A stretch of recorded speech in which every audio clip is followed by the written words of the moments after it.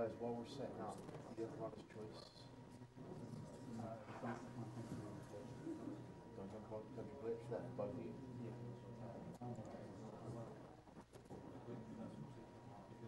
It's already met. That's been done for a while. Okay, so we'll just do one choice with the glitch, yeah.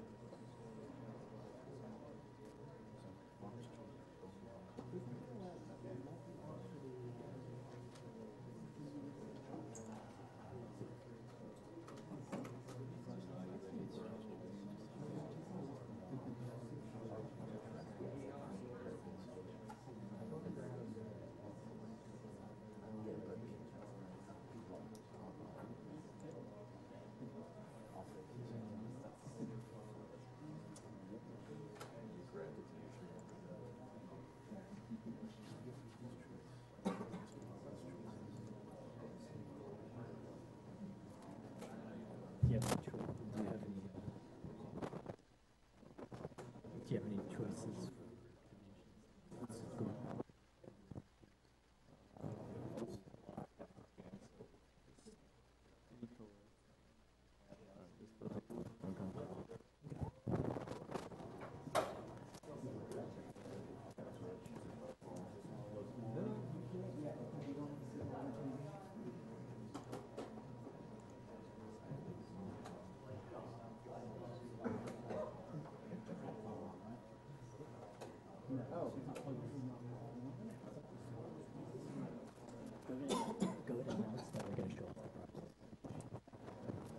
The next run we have coming up is Secret of Mana, run by Yagamoth and StingerPA. And right now we're going to show off some of the prizes that you can win during this. These include a Flammy Perler, a Elemental Sprites Perler, a Geistly Print, other assorted Perlers, and some CDs and art book of the game itself. Does that actually change the route animation?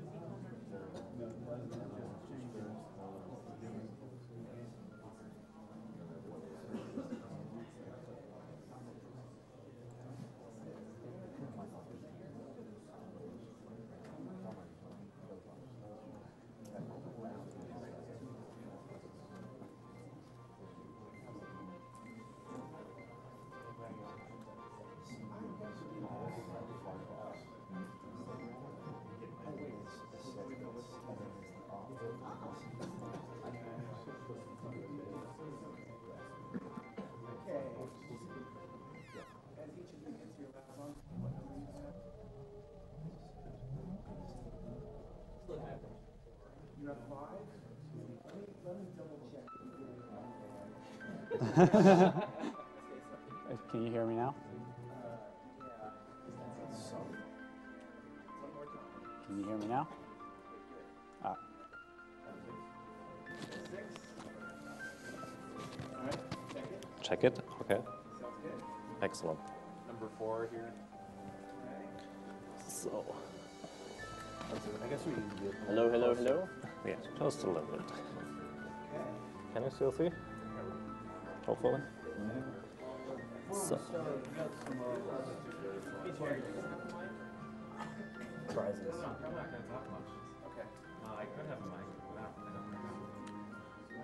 if necessary, Coaxial can give it. Yeah, I can lean over. Yeah. Excellent. So yeah, I think my character has something to present right now. PJ says this game is not broken enough. We got a You're wrong. Spectrum Mana book here and a CD. These are $10 for both of them, and they're pretty awesome. They got excellent artwork, and they are signed by the team that made them. We also have 3 more CDs of the same thing. They're $5 each, and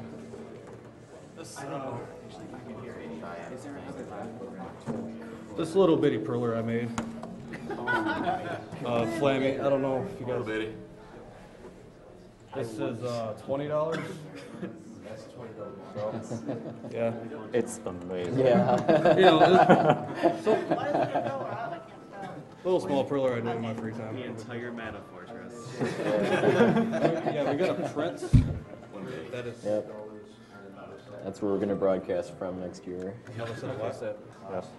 Are you going to be able to swap controllers with Oh yeah, the main character perlers. We got perlers of those for $5.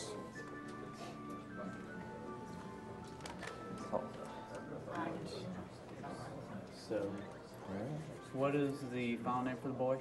The boy's name that won is MV. Got it. Excellent. Shout out to the French people. Yeah, they've done quite a bit for the names, Yes. but Oh, these are MV and not MV locked. I wouldn't fit. I thought it would. It would fit. it would fit, but I would want it. We could do. Does this have spaces? We could do mystery No. review too. No spaces. Yeah. Well, hopefully we don't need much luck. Well, there is Buffy And vampire. and Vampire. Everything else. And softbox. Don't forget the softbox. We actually softbox earlier in practice, so. Yeah, I didn't know about that one. It's a really good song. It's just soft blocked and we don't know which comes. Well, he does it. I don't. Stinger knows about it. Here. He's like, yeah, it's just happening. Alright, I'll count down. 3, 2, 1, go. Okay, everyone. This is Secret of Mana speedrun. I am Yagamoth, and my buddy here is StingerPA, who is basically doing all the work until I can't join him. Secret of Mana is a co-op speedrun. Originally, we planned on having 3-player co-op, but unfortunately, one of our runners couldn't make it, Luigi Meister. Yeah, that's unfortunate, but we will still be using 3 controllers, just in a bit of a different fashion that you might expect. In any case, the entire speedrun can probably be summarized with being about precision and decision making. It isn't particularly fast-paced, but you have to be really quick in making your decisions and reacting to randomness, as in RNG. RNG in this game is a very large factor. Almost everything can go wrong in one way or another, and we always have to be prepared for that. Especially in the early games, there are a lot of potential things that can go wrong, and we can easily die. Once we get more characters, it's much easier to recover from certain incidents, and it shouldn't be a problem at all after that. But especially in a certain spot, which I will point out, we can easily die, but I'm pretty confident it's going to work out. Oh, I hope so. Yes, indeed. So, about base mechanics for the game, when you run, you are committed to that direction to running, as in you have to stop running and refill your stamina meter until you can run again. The same goes for slashing with a sword. You deplete your stamina bar entirely, and unless you wait for the full bar to fill up, you will do only a fraction of the damage. Also, something to point out about this cutscene, it auto-scrolls itself, so I don't have to press anything. I like that. Yeah. More cutscenes. There need to be more should be much RPGs like with that. auto-scrolling text. Yes. It's a bit slow, but whatever. In any case, if the text for some reason seems to scroll very slowly, and we are not pressing buttons, it's usually because it's an auto-scrolling cutscene. Sometimes we mess up and don't press buttons, but that's pretty rare. You know, sometimes the game will mess with you because sometimes different controllers can have the text, and sometimes we don't know why. It's very weird on how that works. But we are sure to encounter The something. sequel has that issue too, with the controllers having mysterious control over the text. Okay. So, initially here, Stinger is going to kill a few enemies, which are called rabbits here, on his way. And there are a few mechanics to those. Basically, he is not trying to level up the character, he is trying to level up the weapon. for leveling up the weapon, he needs to kill 11 enemies, so his weapon will level up. And that's basically the essential part which we will have to do before the Mana Fortress. Also, as you can see, usually he does 18 damage if his stamina bar is full, and sometimes he does only 14. The 14 damage is called low damage roll, and it occurs randomly at about 20–30% of the time. And that's one of the many random factors I pointed out earlier. I got a lot of rabbits that time, a lot more than usual. Yeah. As I said, we have to adjust on the fly and basically count how many enemies we kill and try to despawn certain enemies later on if that works out. So, and especially early on there are quite a few cutscenes, so I have plenty of time to explain or for donation reading. But I think the first boss battle is pretty interesting to display because it's basically the only boss battle which we have full control over, almost full control over. Yeah, there's very little that can go wrong in this battle. Yes, indeed.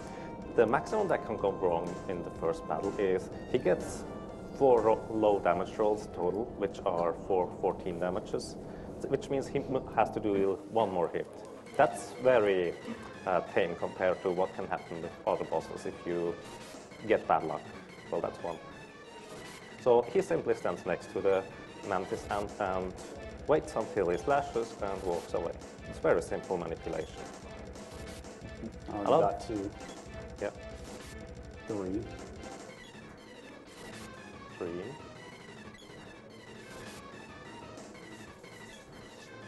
Okay, no Okay. 14. That's nice. So that's basically as good as the fight can go. Indeed. You can get crits in this game, but it's a very, very low chance. Yeah, About it's 1% on that boss. 1 or 2%. And you just don't count on that ever. Yeah, exactly. Whenever there's on the top written something just got whacked, that means that was a critical hit, which usually does double damage. But it's so rare, we basically don't count on that ever occurring. Also, later on, it's really not essential anymore to get critical hits. And there is also no way to manipulate them. It's purely random.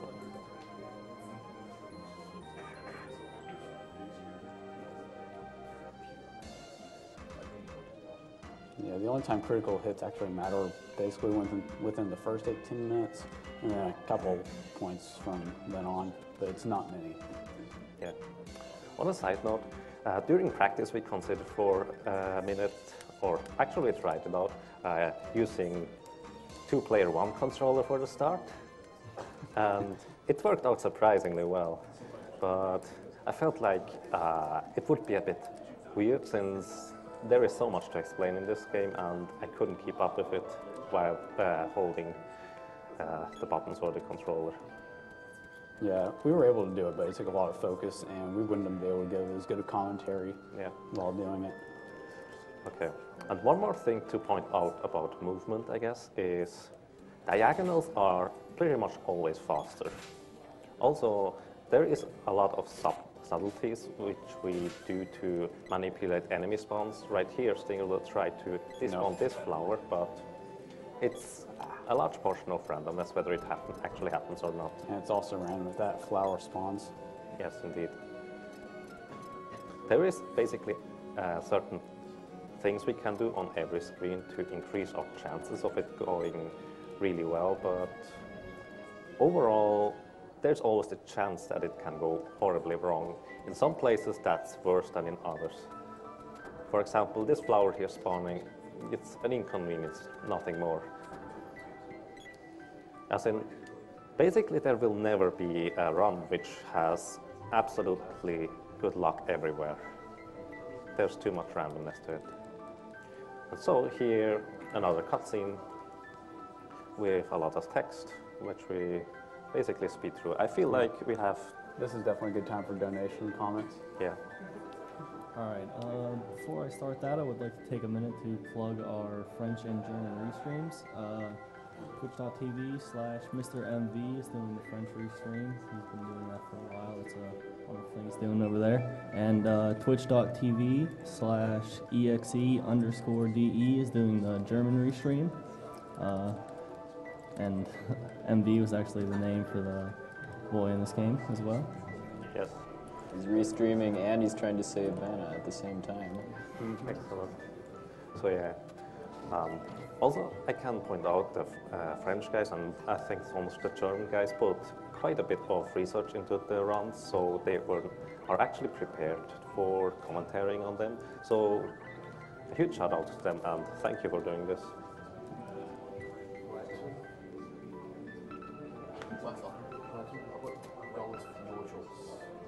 Chrono Trigger 100%.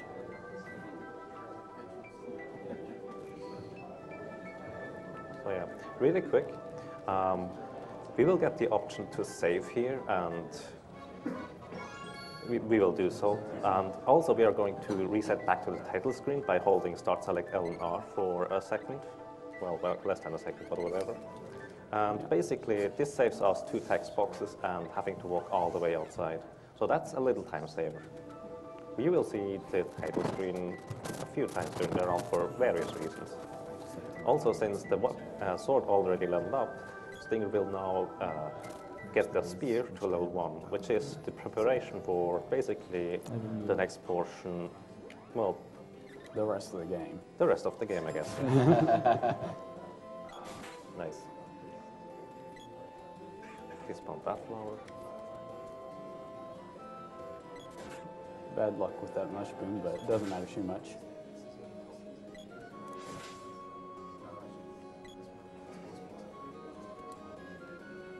So yeah.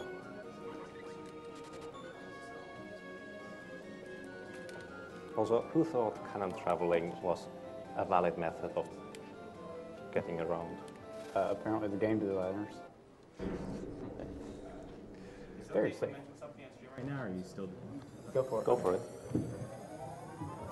So I just want to say that Simon Viklund, the composer for Bionic Commando Rearmed, his bid war for what NES game for a marathon he's going to remix is about to end. I'm giving a 30-minute extension up until 12:30, so you have about 40 minutes to donate.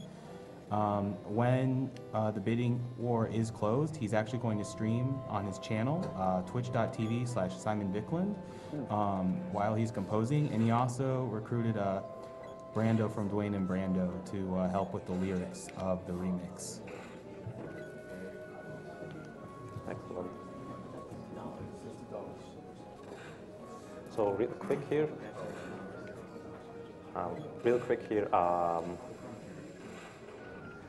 This area is actually extremely dangerous. A slight misstep can lead to our death.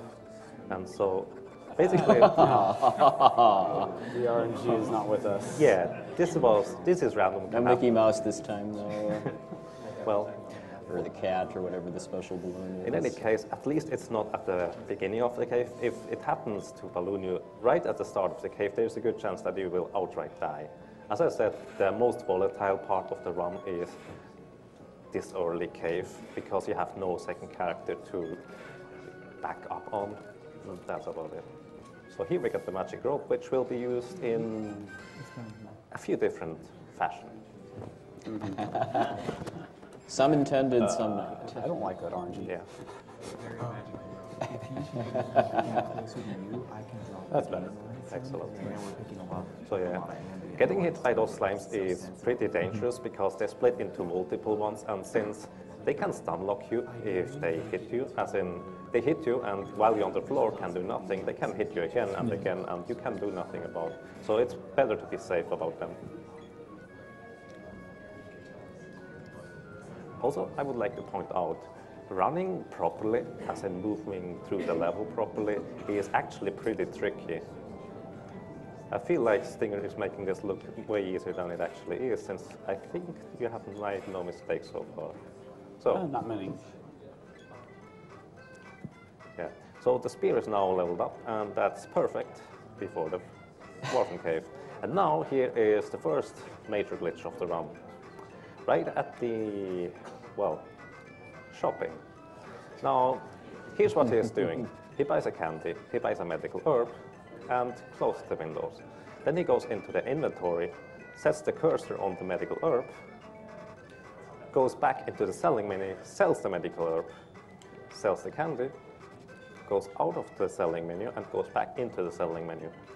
And now he sells I like money. Blats for a ton of money. So essentially what happens is we manipulate the game into selecting an empty... Yeah, well, let him see what you're selling to. Yeah, a blat. Blat item. Which is the enemy, those The bats. flying blats. Yeah. Essentially what we are doing is tricking the game into selling literally nothing, which turns into blats. Eventually it will be nothing again. So that's pretty handy. Also, if you would like to know exactly how those things work, we have a knowledge-based site on the SDA wiki, since there is very little time to explain everything in depth. So also he is going to buy 2 more chain vests here, instead of only 1, which we actually need. This also has a very specific reason, which is the second big glitch of the game. So while trashing a certain item, the developers made a small mistake in their programming. Basically what he is doing is trashing items which he is currently wearing. The game makes then a mistake by, while unequipping the items he trashed, and now he has 0 of those respective items in his inventory. But in Secret of Mana, 0 actually means 8. Yes, indeed. 0 means 8 times use. But if we would pick up a chest with a medical herb, it would swing over back to 1, which would be pretty bad. So we don't want that to happen. So usually you are limited to a supply amount of 4, but getting this to 8 is really handy. Also, we are going to get some additional items. Usually those items in our runs are actually enough for the entirety of the run, and we don't need any more. Well, unless it goes horribly wrong. Surprised the boys like 50,000. What? Here you go. I've got it. Oh yeah, exactly. A little too stingy. Yeah, I'd like to Got just more be where able that to came from. buy the sprite there, but the game doesn't let you. Yeah. Which is pretty interesting. I mean, I would love to have an option to simply spend that much money. I mean, I would have grinded it out if I didn't know about the glitch. So, he's almost done with the cutscenes and inventory stuff here in the town, and the next boss is about to come up.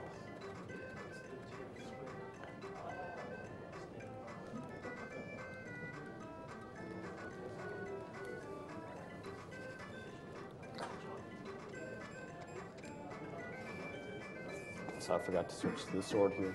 I'll do that before the fight. So yeah, remembering everything you have to do in order and with menu optimization is actually pretty tricky, since you have to be constantly moving. And I'm especially, let's say, bad at menus. That's the word I would have used. Well, as in, you have to switch ring menu, and it's pretty difficult if you never practice it. So whatever. Okay, here's the first boss. Stinger is going to use a very specific method to try and manipulate the spawns of the Tropic Hollow. I'm not sure if you messed it up already. I don't think I did. Oh, I hit him at the right time. Okay, if he hits him at the first possible moment, as soon as Tropic Hollow comes out every single time, the Tropic Hollow will actually stay above ground. Usually when you hit him, he will immediately dive down again. This is the manipulation to get 2 full damage swings in every single time. If we are lucky, we get crit or always full damage rolls on it, which would mean we would get a force cycle on him, which is actually pure luck, but it happens sometimes. I think that was the 4th one. Yeah, you should die on this hit. And he is down. Excellent. So, and right after this, it should be about 17, 18 minutes. Yeah, probably about 18 minutes right now. And now, Yaga finally gets to do something. Yeah! I'm done. with slacking, I guess. Well, almost. Yeah, now he gets to pull his own weight. So, what's the sprite's name? Batman? Black man?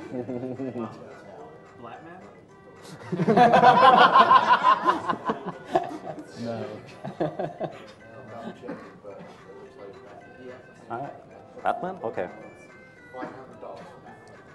Nice. Thank you very much. I'm Blackman. Yeah, Batman wouldn't actually fit. Silly 6-character. Yeah, I knew it was something else. It was rare. Okay. Yes, okay. Also, by the way, by having 6 character names, we actually lose about 20 seconds during the entirety of the run, since every single character in a name will cost about 1 frame. That's if all the characters have 6 character names. Yeah, this is separate from actually having to input those names. Raring to go. Yeah, we're ready to go. Also, I have currently activated the 3rd controller because I'm going to set it up a bit different than what you're probably used to. So, the story of this is we are both 1-player, 2-controller runners, which means we both use 2 controllers during our actual runs. The reason for this is, let me put it like this. You will see why we use at least 2 controllers. So much for this. A lot of glitches are actually only possible with at least 2 controllers. So, using 2 controllers takes about an hour off the speed run. Yeah, approximately. So, I'm going to set up my character right now. Equipping. Upside down. There we go. He now has an upside-down controller. Yeah. Indeed. So, yeah, that's my technique. I'm just for disappointed having you 2 don't have them controllers. taped together like on your stream. Yeah, sorry about that. The thing about this is taped together. I'm not practiced enough for it. Sorry about that.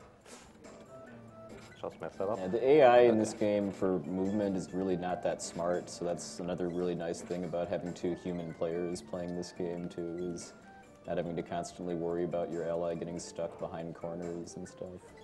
Yeah, we'll demonstrate later exactly how bad the AI is. Yes, I saw them practicing for that, and it did not disappoint. Yes, indeed. It is pretty special, to say the least. So, one thing to point out, I tried to unselect my character, but for some reason the sprite is really bad at unselecting the character. What we tried to do there is actually dash around the corner, and basically the AI characters do not use up stamina to run. So when I unselect a character, the AI will run behind his character. Okay. Basically, the AI character will run without using stamina, and he could switch to the AI character and keep running basically right after switching to the character. But this time around, it didn't let me unselect for some reason. I really don't know why that happens sometimes, but I guess it happens. Also, barrels are really overpowered in this game. Just saying. On another note, even though the hairband is the weakest head item for the girl, it is still much, much better than nothing. So, and here are 2 werewolves. They are really nasty sometimes. And they are a pretty large factor of randomness. So I got that. Okay, if we simply stun lock them, the only thing they can do is exactly healing.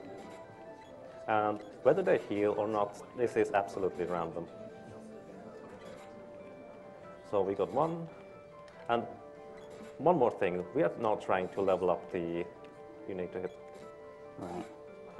Right. We are trying to level up Beam range. the sword right now to level up to level 2 for a special reason. You will soon see that. In any case... what's the girl's name? It is Reyes, R-A-Y-A-S. Okay, Reyes. Okay. So yeah, leveling up the sword now is a bit different than before. We don't simply have to kill enemies, but we also have to let them kill by the boy, as in he has to do the last hit so he gets the full weapon experience. Oh, right. Oops. Yeah, I'm not good at menus. He's good at the rest of the game, just not the menus. So yeah, for the most part, Mr. Stinger will use the menus. Well, when I can. Indeed. Yeah. So, as I said, sometimes it's simply better for the boy to keep hitting the enemies, and I do nothing, since a lot of enemies have recovery animations, which we cannot interrupt.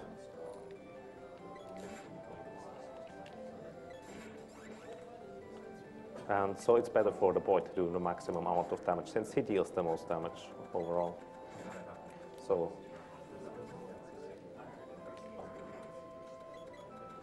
also only the axe and the sword can whack away bushes. Let it stay on screen. Yes, okay. So what we just did there is waited a tiny little bit for the eye on the left to spawn an enemy, since there can only be 3 enemies on the screen at any given point.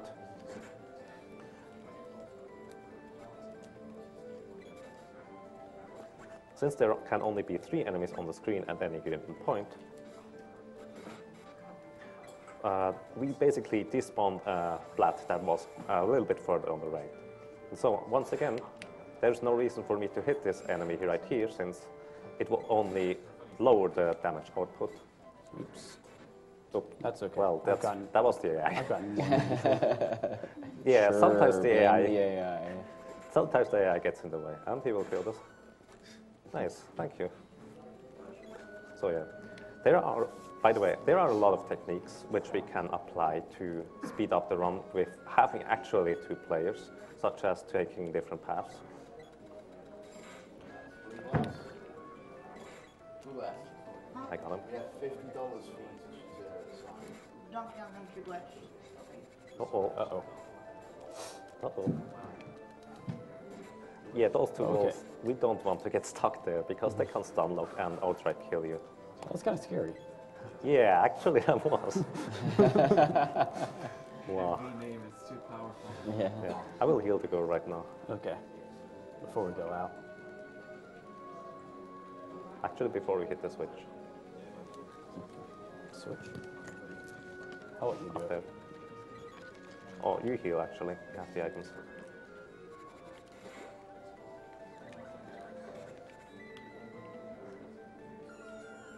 So, I'll go to the switch. we run up. Okay. There are a lot of things like these where we can simply abuse the fact that we have 2 players and go around one way. I unselect here. And also, since we are very much used to Google Cat, since we are very much used to 1 player, 2 controller strategies, we also often will simply unselect 1 controller and not do anything. So, for example, right around here. Have fun. Yeah, no, I get to have fun with 2 controllers.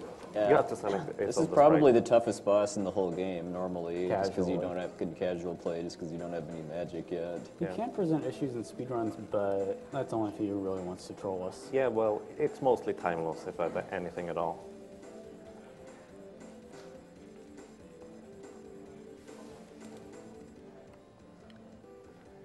Oh, it's on Sprite. I'll wait for you to switch. Okay. So yeah.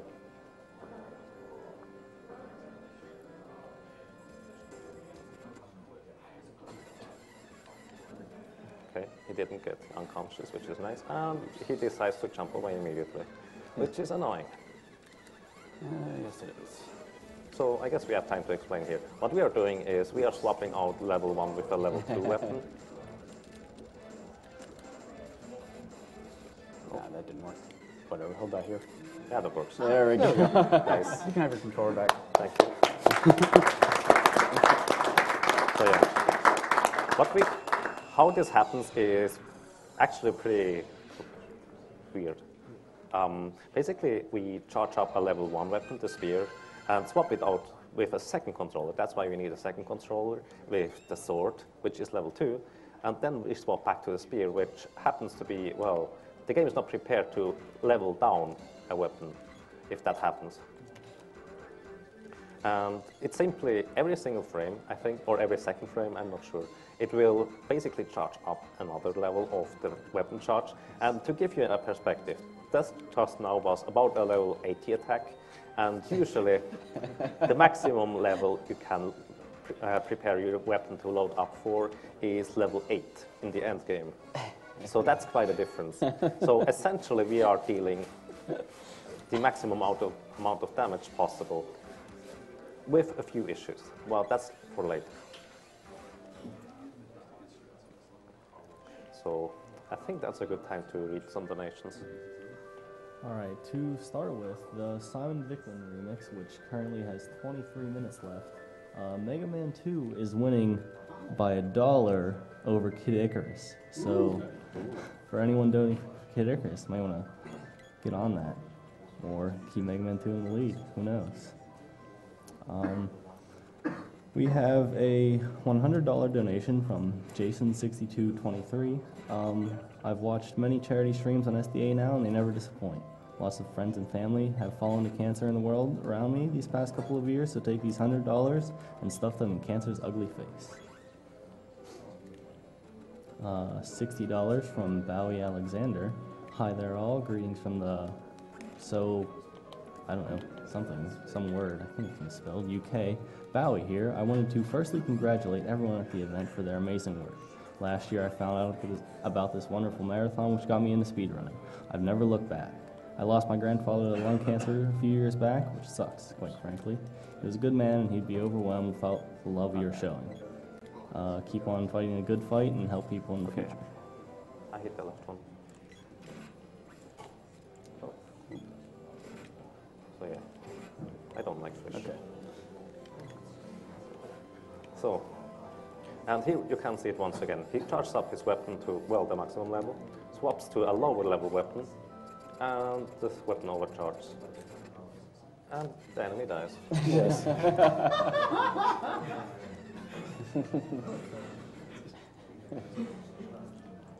Nice little cameo by the boss thing. Killed the second floor. So, also, for some reason, the boy cannot move during magic rope animation. However, the sprite and the girl can still move. So what we just did is the boy called up the magic rope to get back to the entrance of the cave, and me as the sprite simply ran further into the trigger for the cutscene with Undini. So you have that conversation now at the entrance of the screen, which looks a bit weird since basically the girl and the sprite are stuck now, and only the boy can move out. Yeah, if I wanted to, I could just leave this controller here and I couldn't do anything. But I wouldn't do that. So, Actually, I guess you could do that. true, you can. I have one in my controller. Yes, indeed. You did that all practice.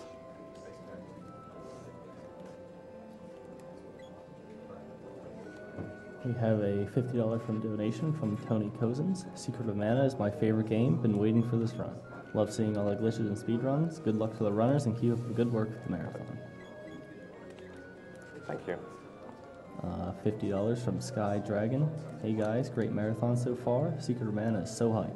Put my money towards Castlevania Symphony of the Night. $25 from Cyberbot X. It's time for the mana tree to be saved. Good luck to StingerPA and Yagamoth and their young. Mana tree? There's a mana tree? Sorry about that. Spoilers. Yes. Too many spoilers on that one.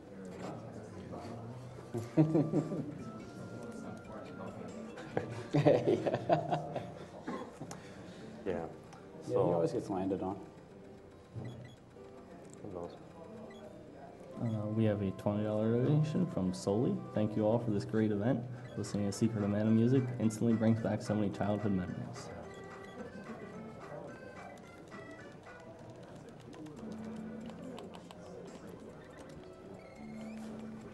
a $20 donation from Techly FR. Nice AGDQ, I loved.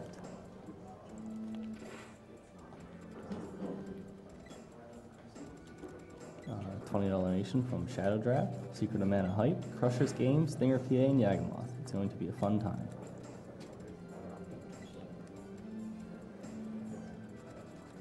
$20 donation from Corodius.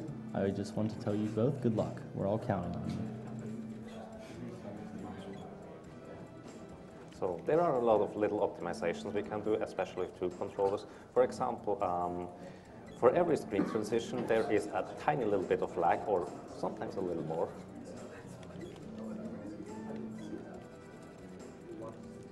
So we let here 3 enemies spawn, so none of the enemies on the left. Unfortunately, we got hit, but that doesn't really matter. So in any case, as I said, up to 23 frames, which is about a third of a second, we can save by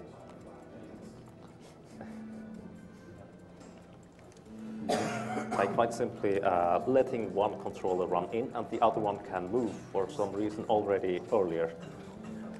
So by default, we already gain about a minute or 2 minutes. I'm not sure I think how it's much. about a minute. A minute, okay. It's about a minute we save by simply having 2 players online instead of 1. And in a 1-player, 2-controller run, we cannot save quite as much time. So usually the fire guy is here is not as trolly, as in he simply stands around until he gets killed. This time around, he decides to disappear instantly, which costs a bit of time. But with a bit of good timing, he can die. And this was unfortunately a low damage roll. Good. Nice, got it. Okay, this was unfortunately a low damage roll, but as a backup, we essentially simply cast 1 freeze, and he will die to that, since he only has about 815 HP, I guess? Yeah. So yeah, it costs a bit of mana, but... It doesn't really matter because we're going to get a mana refill Oh, yeah, at that's the right. Water Palace.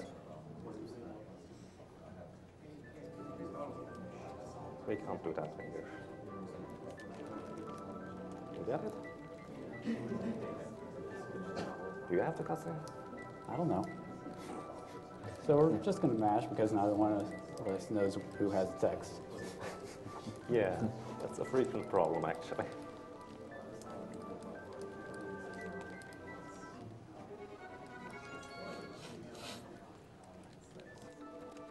Oh, I'm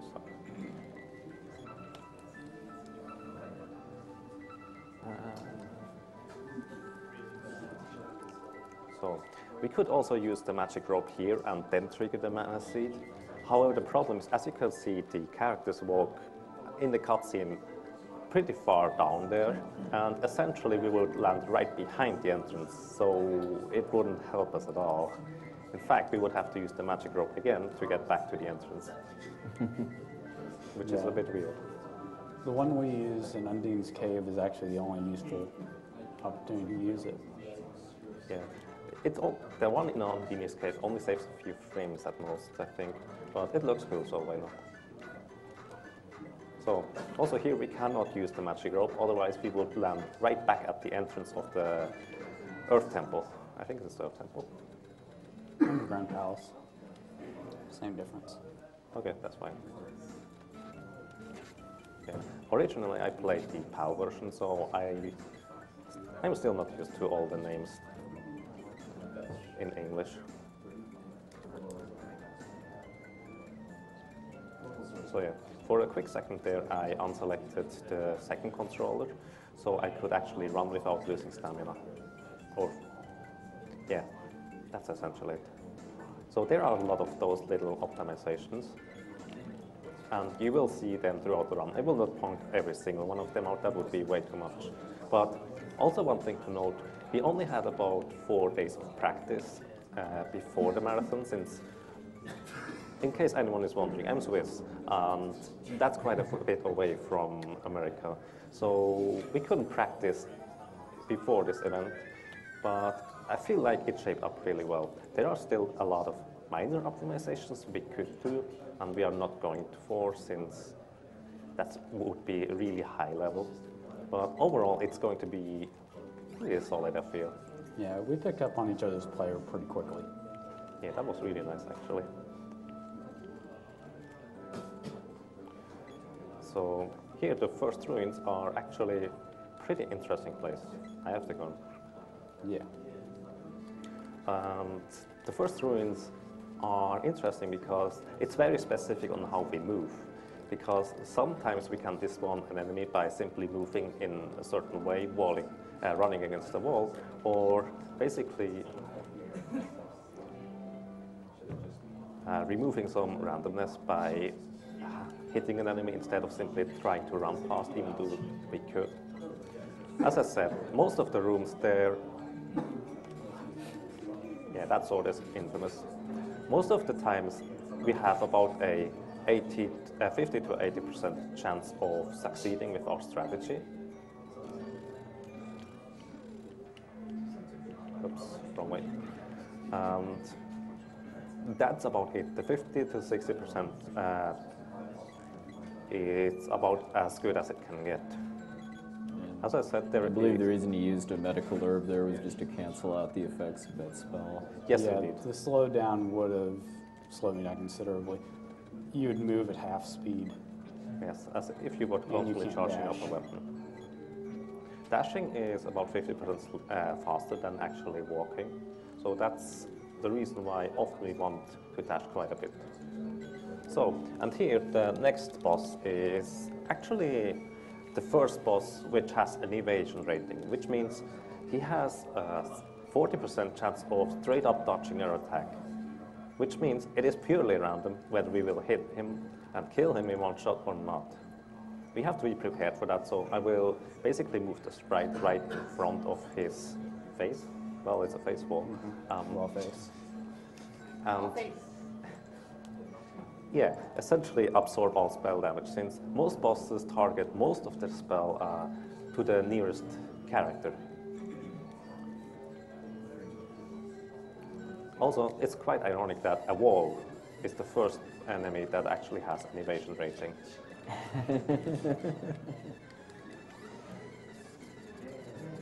So yeah, I'm basically meat shield right now, doing nothing. Nice. Yeah, there we go. Yeah. Excellent.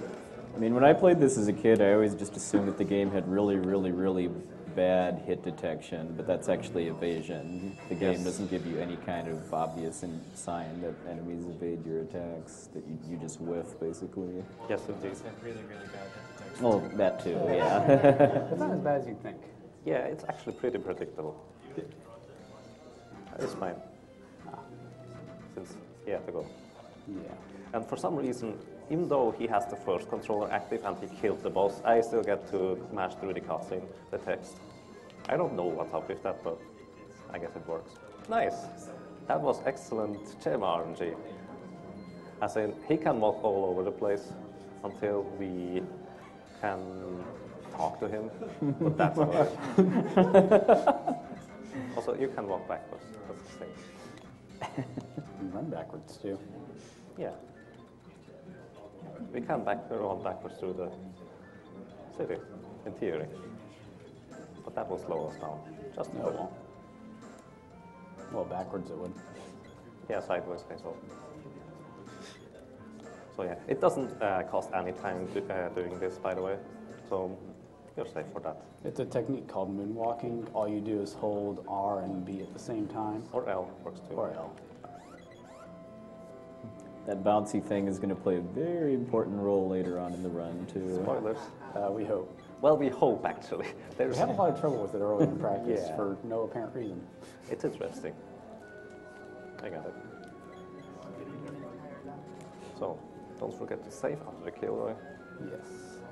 So yeah, there are quite a few safety saves we are going to do because for some enemies, they can straight up kill us if we are simply unlucky. And for others, it is so finicky, and one tiny mistake can basically also spiral into our deaths.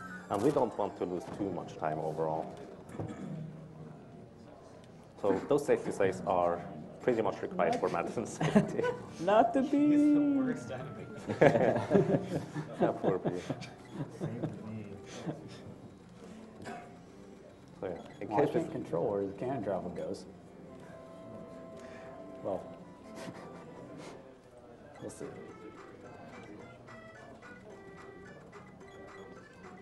Oops.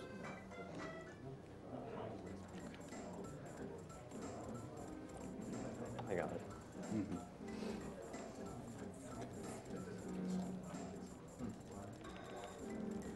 So the next boss is pretty interesting in the sense of he's quite dangerous in case the boy misses his attack and doesn't kill him outright. In practice, we kill him every single time with the first attack, and I'm pretty sure this won't happen right now.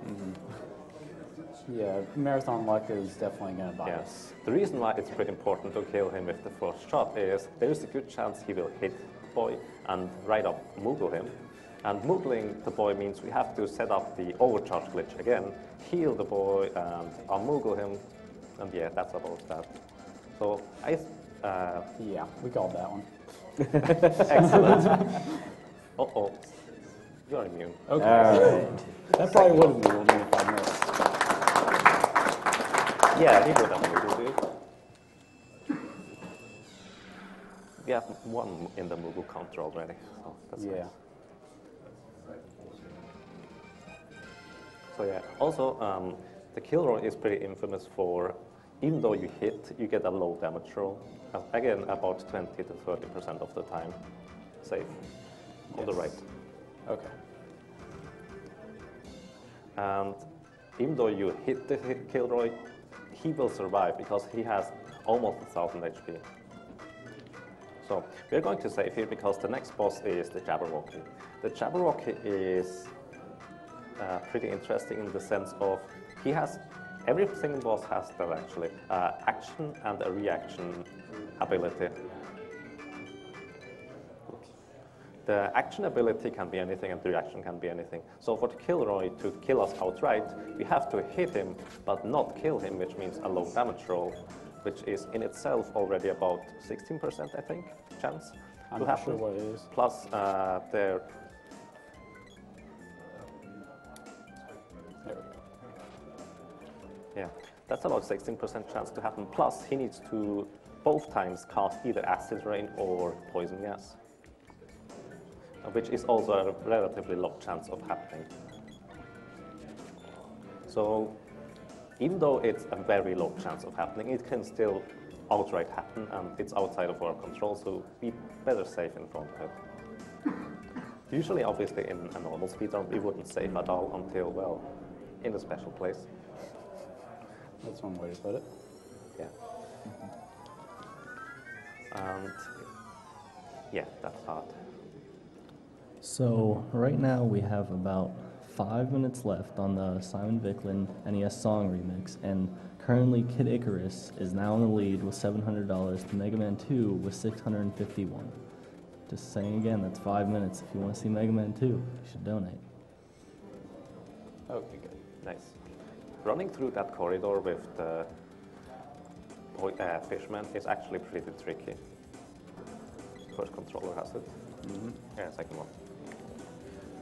Yeah, running through that corridor with the fish is about a 50% chance to get through without being harassed by those fishmen. And so it's pretty lucky if we get through. And on average, it's our best option. Also, by the way, hitboxes are interesting.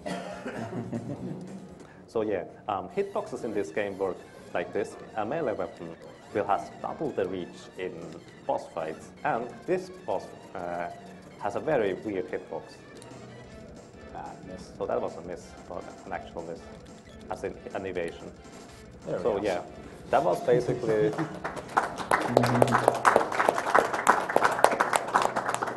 That was basically a hit from very far away. We could stand even further away and still hit him, because for some reason his hitbox goes from about his belly button way below his feet. And since melee weapons have double the reach,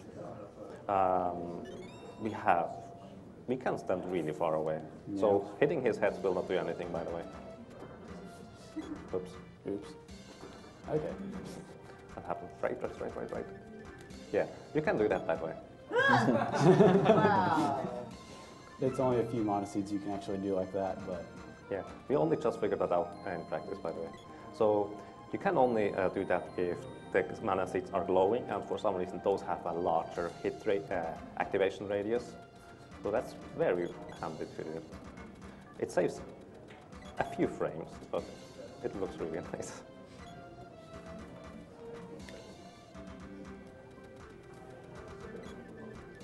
Also, by the way, we are always trying to sidestep stairs wherever possible, since, as you can clearly tell, running I don't know what it is. running on stairs is actually very slow. Every other frame you stop for 5 frames or something like that. It's a lot of time loss. So if we can get off the stairs really quickly, that's really beneficial.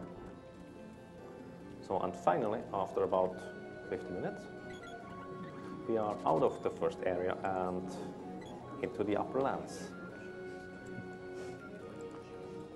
And this is where the run starts getting a bit more interesting, I think.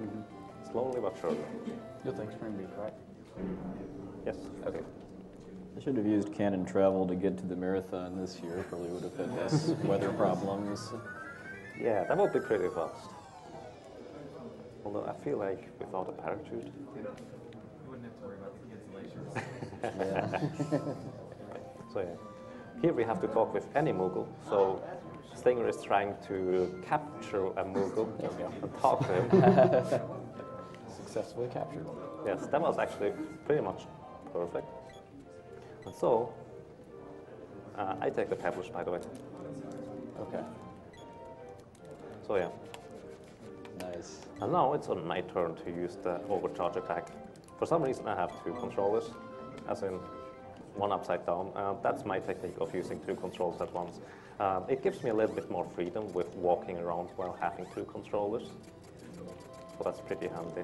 I missed the first one. I think that's a good one. Yeah, okay. You want to have the rolling attack. By the way, those pebbles are horrible. They have actually boss level evasion. I'm not joking about that. You have a 40% chance to miss them. It's really annoying. Oh, So, nice. okay.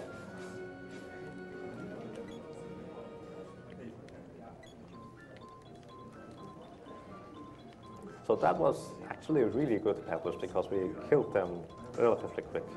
I had them take up to a few minutes until they finally decided to let me go.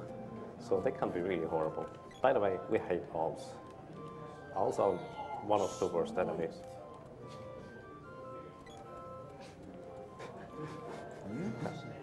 Wow. So, and the door goes up to the right. Oh, that's me. Yep.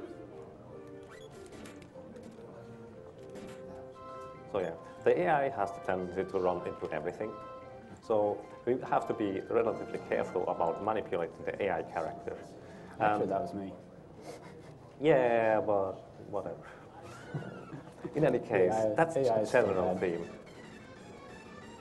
We have, in general, very specific paths we take to not get hit by AI, like enemies for the AI.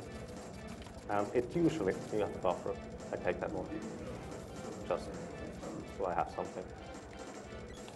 Oh, where are you going? Speaking of weird hitboxes, this guy has a pretty Yeah, weird one. Yeah, the hitbox for this guy, his beak is actually a shield. So if you come in contact with his beak, you will not damage him. Okay, nice. Nice. So yeah, So you have to hit him from the back or the top of the head. exactly. If you hit his beak during any point of your attack, you will do 0 damage. And that's what most people basically didn't realize, I guess. I always had to use no magic to kill this guy. Yeah, that's a I good think I one. just soft locked myself. Yes, I did. I walked down for that. So Oops. there is a chance, well, actually not a chance, you can soft lock your game if you walk behind the tree after killing the spring beak. And I did that during a pretty good run, so that was not great. So I go down right. What? I go down right. Yes. You go down right, I go down left. And it Exactly. will look amazing. So hopefully you will see some of the screen manipulation and running manipulation that a 2-player run can do. Maybe it will work out, hopefully. So obviously, all the way running is much faster, but we cannot run in a curve. We only can run in a straight line, unless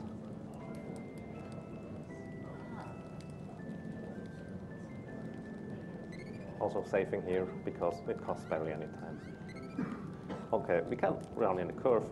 Can't run in the curve unless we basically block each other's movement by moving the screen. You cannot get too far from each other, so that's pretty handy. We haven't figured out many places where we can do that. Only so.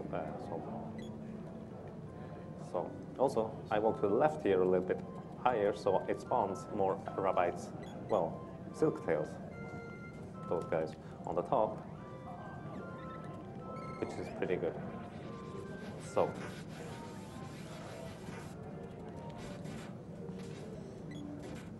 The NES song remix has come to a close just a few minutes ago, and Kid Icarus won with $772 being donated I for thought it. I was a boy. Yeah, And that happened. with that, we have now donated currently $290,000 in total.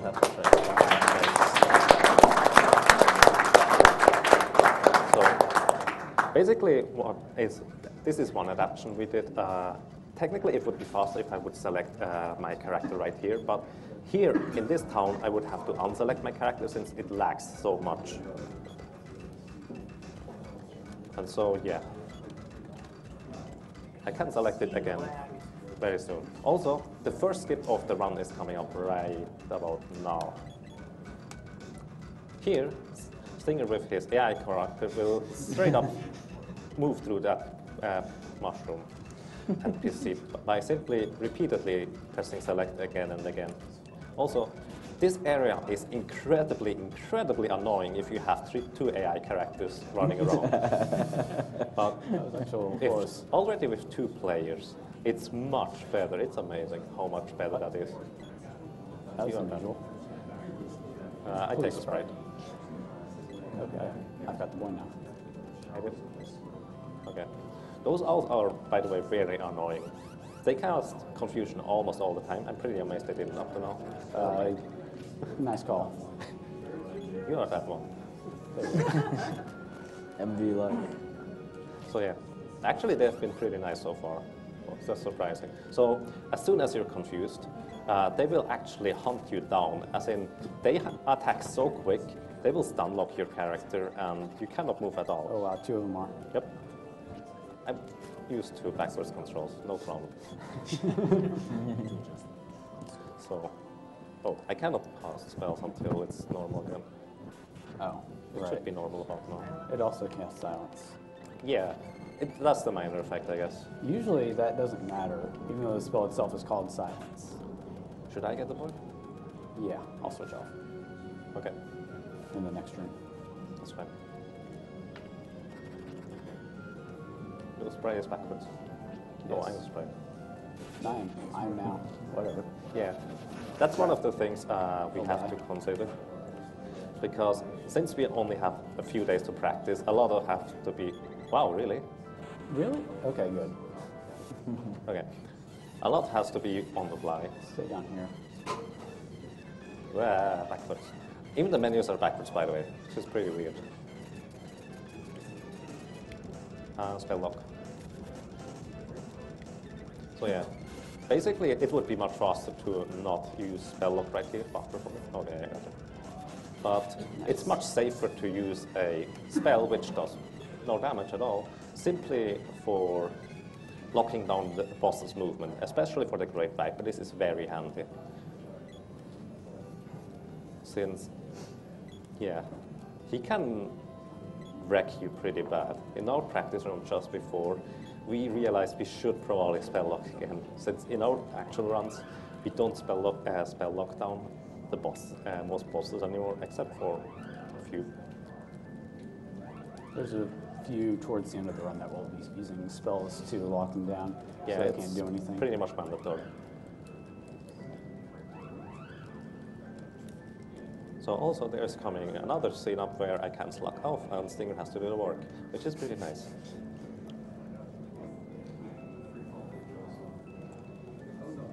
Yeah, Yeah, I carry this team. Yeah, he's basically doing all the work and then doing the talking. I guess that works out. Well, most of the time. So I switch off right about now. Okay. Okay. Also, real quick, I would like to donate something. Do I have to go to this too? Because I would like to have those prizes as well. Those are some pretty amazing prizes.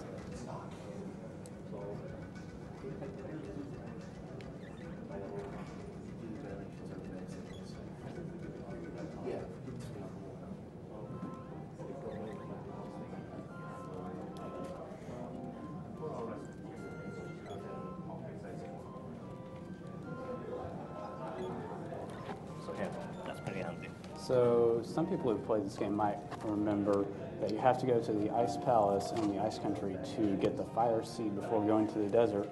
But the problem with that is you can't actually go to the desert directly from the Ice Country afterwards until you've cleared the sand ship cutscene, which is what we're going for now. So it actually ends up being about 20 seconds faster optimally, and that's in the task. So it ends up being even more for real-time runs. Oops. Also, by the way, I'm still not playing. The reason for this is the upcoming cutscene, which has a little glitch in it. If you select the sprite, I'm come from the left. Normally, characters are supposed to walk in the middle and spread out, but for some reason, you will see they will get stuck midway running. For some reason, they never separate out. Yep.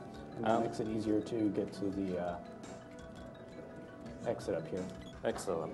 So, hey, I didn't know you can run there.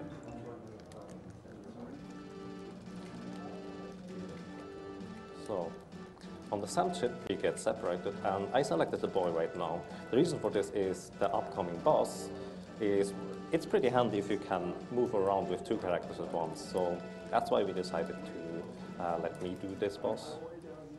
Also, he is pretty significantly more difficult if you are only one player with two controllers.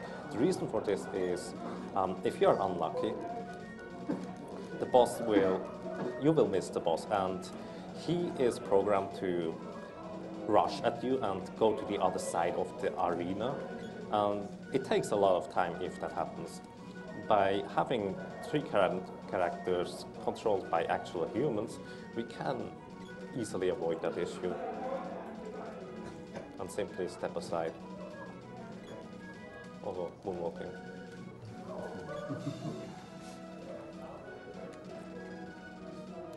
Also, this guard here is a troll. In at least two of my runs, he went out the door, don't go there, and I couldn't go outside for about half a minute since he blocked the exit. So yeah, that's the thing. I think we got it. Also, the sprite's face is amazing right here. I really like it. So shout out to Luigi Meister, who should have been our third runner and unfortunately couldn't make it. It was to have been a really amazing 3-player run, but I hope it's also really good as 2-player. Yeah. It would have been a little bit harder to coordinate with 3 people, but it would have been so much better to just have no AI going anywhere.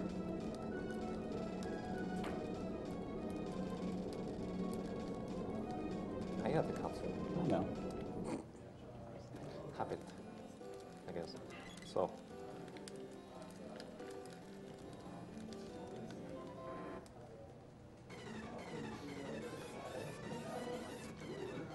So yeah, we are moving all 3 characters manually right now. I think you're a little high.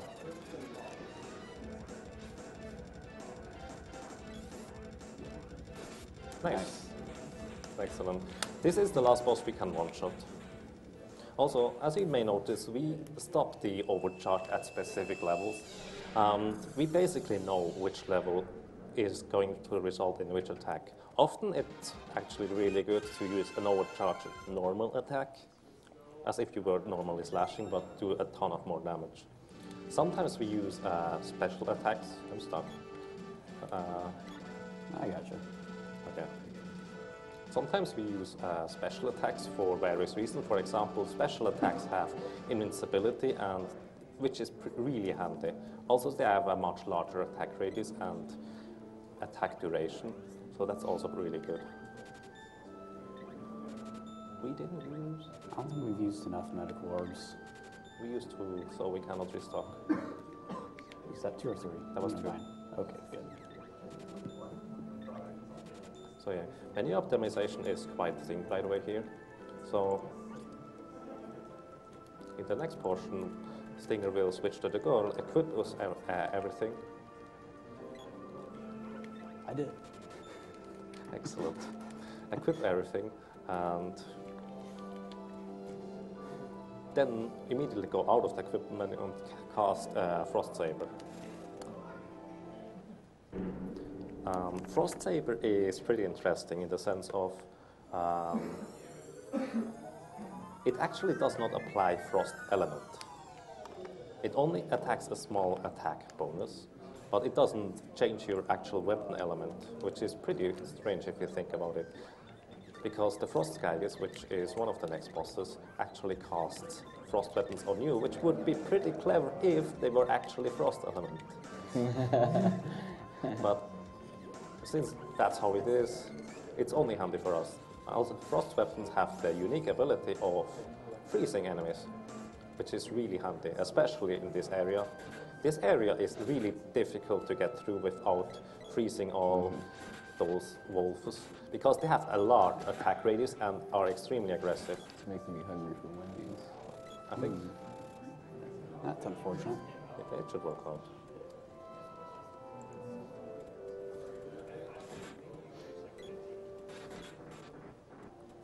I'm a bit slow here.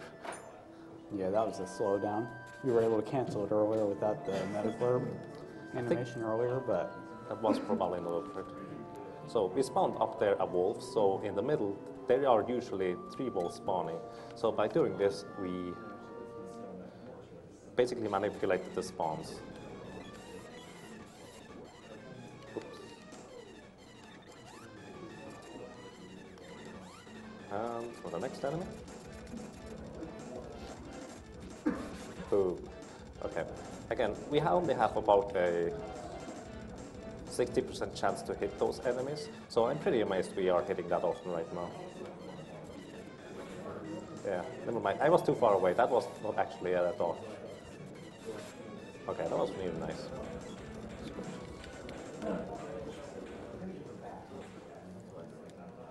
So yeah, basically what we decided on is Stinger takes the bosses which require more precision than movement, and I take those which take more movement.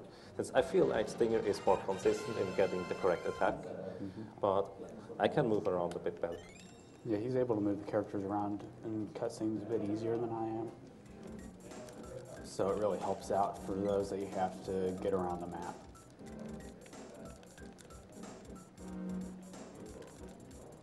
So, and for a very, very short time, one of my favorite music tracks plays, And it replaces this one. which is my least favorite. Yeah, mine too. Oops. I didn't know you can open the menu then. I think you pressed Y. Yeah, I accidentally pressed Y and said no. Whoops. So yeah, by the way, subtle optimization here. We selected the sprite and the girl. Hang on, music.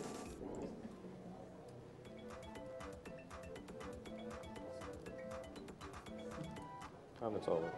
Okay. Subtle optimization here. We selected both the sprite and the girl since the boy is right behind the stove. The stove is considered an NPC, and an AI control character can move right through the stove. We can't, so that's the small optimization. Just want to point out that. Also, Ninja Turtles.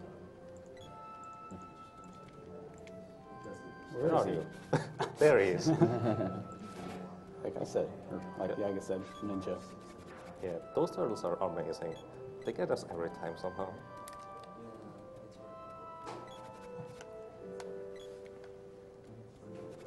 Also, this screen is one of the worst in terms of enemy spawns.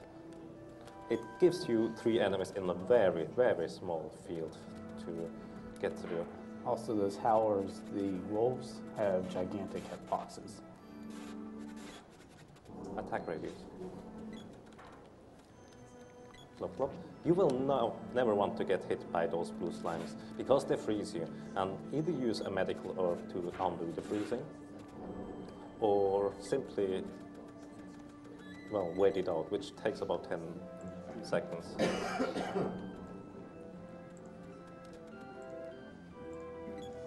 So, Oops, sorry, swap characters. not quite. I will swap soon. Yeah, and that's one of the RNG elements. Nothing I can do about that. Wow, really? That's Well, impressive. she didn't get Moogled. Yeah, Yeah. Moogle countless still one. So there you go. So in this area it lags quite a bit. So you can clearly see Stinger will try to get a very specific overcharge attack. This looks very cool if he gets it.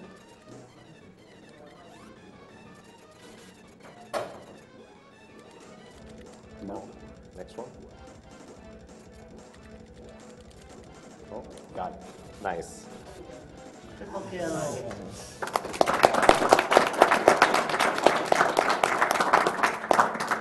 Also, one of the next major glitches coming up also. Split up. Oh, interesting. Yeah, the blue slime spawned in the bottom. It doesn't usually do that. Yeah, we could have simply walked past. Whatever. Okay, next glitch is we cast something, hit the rope ball, and run through the wall. What was that? So, there you go. The way that works is by hitting the rope pole, we activate. Oops. Actually, you can explain it. Otherwise, I'm Okay, that's gonna- fair. Really? Okay. Basically, by hitting a rope pole, we activate a rope pole check. That means the game checks whether the character is standing in the right place, has the right weapon, hits the right rope pole to do, well, the jump over a rope pole gap. But it freezes the game for a short period of time, and usually you are unable to do anything during that period. But by simply casting a spell, it will cancel out the spell. Also, he's a jerk right now. Yes. Okay. So both of the ghosts decide to disappear immediately. So And usually control. you are unable to walk while you are hitting a rope pole, but by using a spell prematurely, it is pretty easy to avoid that issue. Wow. So yeah, if we hit him once, we only need to hit him twice. He has a pretty good evasion rating, by the way. Unfortunately, his magic attacks don't have much of a punch because he targets all of us, and that weakens the attack. Yes. I will heal her.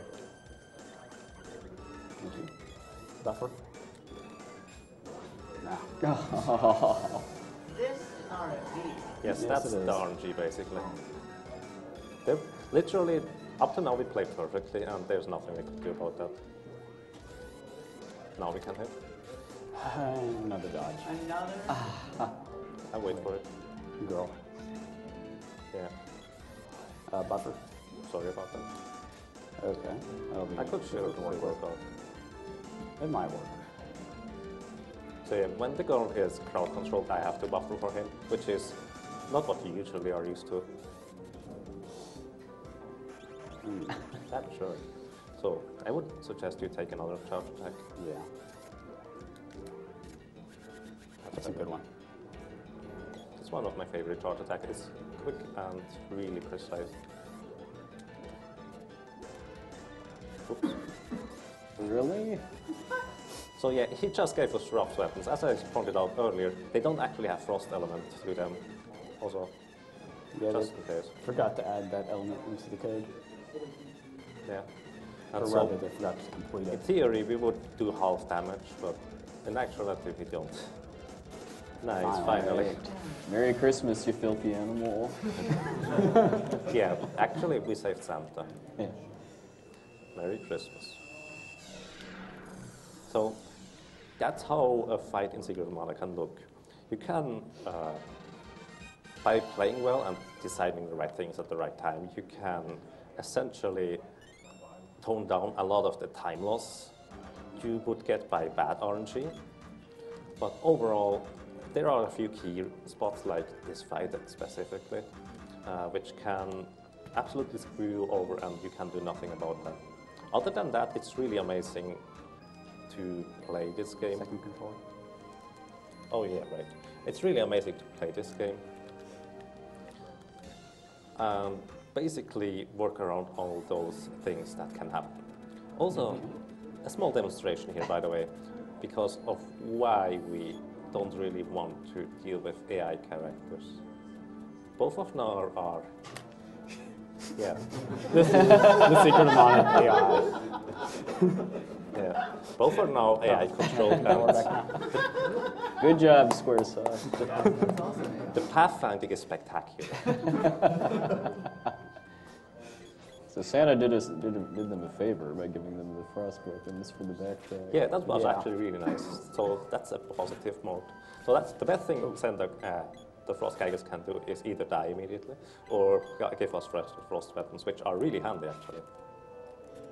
Does the higher level frost saber give you more charges? Yes. Yes. You can use more charge, or you can frosty more enemies that way.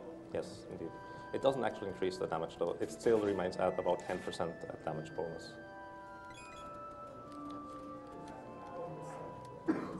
So, oops. That doesn't matter. Okay. And here, as you can see, we can go straight to Kakara. Usually he would say he doesn't have enough gunpowder to blow you over to Kakara, and you would have to go via Matango. That's because the Desert Sandship cutscene was not completed yet.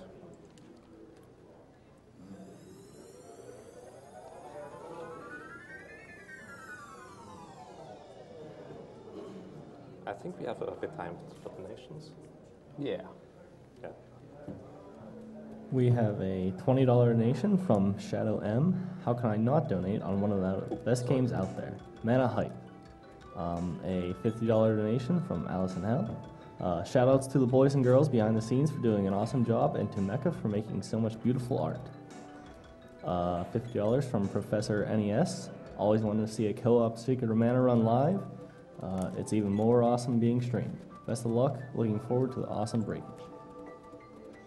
$100 from Chrono Joel. Hi, Chrono Joel here. Both my mother and mother-in-law are breast cancer survivors, so what you're doing here is really important to me. I hope to contribute to run myself in the future. $50 from Captain Falcon. Yagamoth's two-hand style is intense, but he needs to tape the controllers together. Secret of Mana is the best game. Gotta throw in for the Prince and Pearlers. $20 from Luigi Meister. Hey guys, Luigi Meister here. Sorry again for not being able to make it, but things happen. This is obviously the best game to donate during. Praying for one cycle Buffy. Yeah, thank you, Luigi Meister. As I said, he would be our third co-op partner, and it would have been really amazing to have him here. But things happen, as he said. $30 from L. Christian. Hi everybody at AGDQ. Let's see one of my childhood memories get broken. Thanks to everybody involved in making GDQ events always a success. $50 from Socrates Johnson. One of my favorite games ever. Good luck on Secret of Mana. $100 from Deathly Cloak, donating during one of my favorite games from way back when. My mother survived cancer, so I'm really glad to see another excellent AGDQ to help ensure others don't have to deal with the same issue. Keep up the good work, guys, and be proud of yourselves. Oh, you have to. I got it.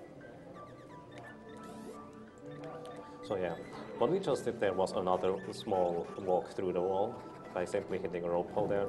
It saves a little bit of time, and most importantly, it saves actually the trouble of going next to those archer guys, which can be really random. Before we figured out we could do a rope hole skip there, it was always a pain to try and get by them. Wow. Oh, that's unlucky. I Let's can survive it. Yeah.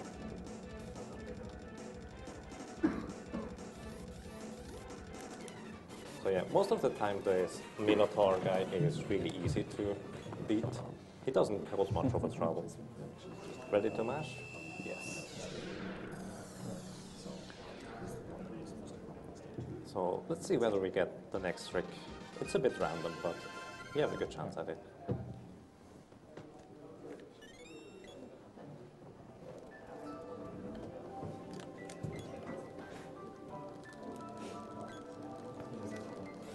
Dang Oh, it. okay. Basically what we could do here is remote talk to the seed. The cutscene stops us just in front of the basically spawn point of the seed, and I think it's when the seed just spawned and you hit B, it is always true to interact with, if that makes sense. And yeah, you can basically talk to the seed right from where we were standing. Unfortunately, that didn't happen this time. So I would like to restock some. What do we have to restock?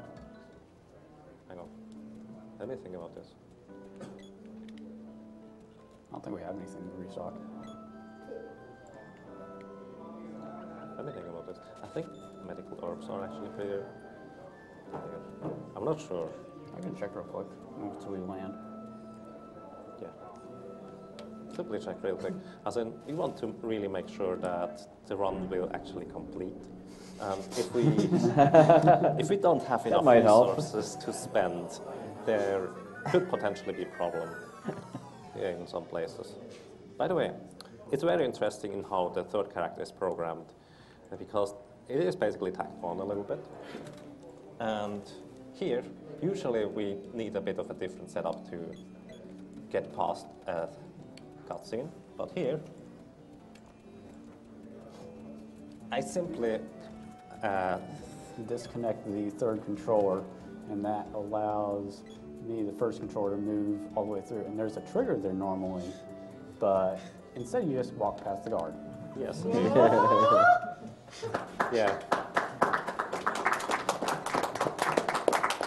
The trigger basically makes the guard walk up and request a password. There are 3 ways to get past him without giving him the password, so that's something. And one of the ways requires a very precise movement, but it's much better if we don't have to do that. Also, basically what happens is the third character or controller, if he gets disconnected for any reason, the game is programmed to release that character. And so he is AI controlled again. And if we talk to an NPC at this point, uh-oh.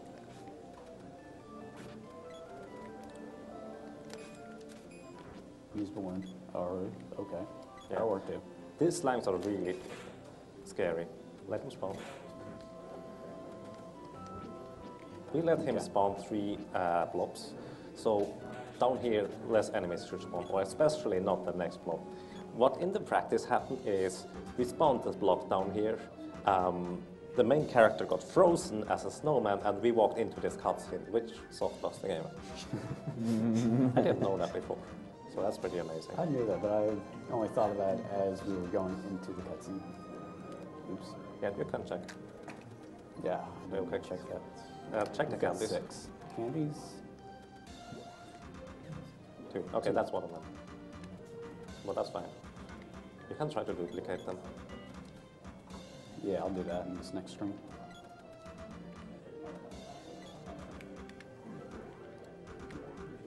Yeah, that's good. I need to trash one that, don't I? You should equip it again. The other thing, the helmet. All right. Thank you. Yeah, we have with 8 candies again. So that's better than buying because it's much faster. I have to unselect the character right here because once again in town it's very laggy, and if we have 2 or 3 players active during this town, it would take a lag much more. Also, right after this cutscene, we have another chance at a remote interaction. I really hope we get this one because that's much more awesome. Even though it costs a little bit of time, it looks really interesting. Also, hang on, we have to go back, we have to save. Oh. Sorry about that, yeah. It's really crucial that we save right here, because a lot in here can go wrong. Even though in our practice, none of our practice runs ended here, as in it was always really solid, but we know how much can go wrong from our single player runs, so we really should go and save. I'm glad you remembered that. Yeah.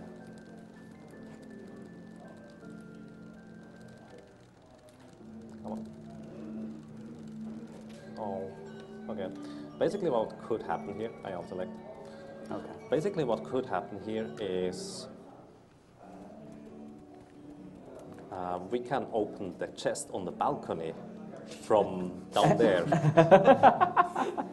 This is, again, I'm not quite sure how that works, but that's the thing, simply remote talking. I think it's because the game doesn't know where we are, so Yeah, it just puts us somewhere. Yeah, it's either that the game doesn't know where we are, or it doesn't know yet where the chest is because it just spawned or something like that. At some point, I remote talk to, well, I can point it out later. In any case, the second ruins here are very specific on how we want to travel through them. Simply move a little bit to the side here, not get hit by that. Try to get through those, simply straight up. Here, the first player does not want to run, and usually the AI doesn't get hit. As again, most of the time, there is simply only a chance that everything will go okay and as planned, but we are pretty consistent on this one here. So here, blue blop, blop blop, and we run past. And here, next room we want to simply hit that guy before he hits us, and that's pretty much random whether we get that or not. Also, synchronization. Oops. You step on the switch. Okay. Yeah, this is also a benefit of the two-player run. Stepping on that switch is usually in our one-player runs, we have to, you step on the switch. Okay. We have to freeze, balloon those slimes, otherwise we will get hit every single time. Also, the sprite is almost dead, just. Yeah, that was unfortunate. Now he is dead. Yep. Yeah, that's the AI. You can't keep Batman down. Okay. Didn't get that. Oops. I messed up. So who are you? I am the girl now. Okay, that's right. Yeah, we are used to You want to take the quickly. boy? Yes. We are used. I want to heal the boy, by the way. Right around here. No, Okay. next. Let's heal him in the next room.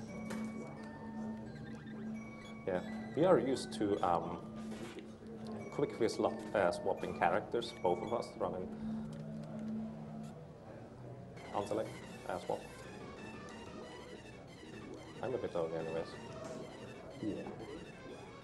So we are both used from our one-player to control run up to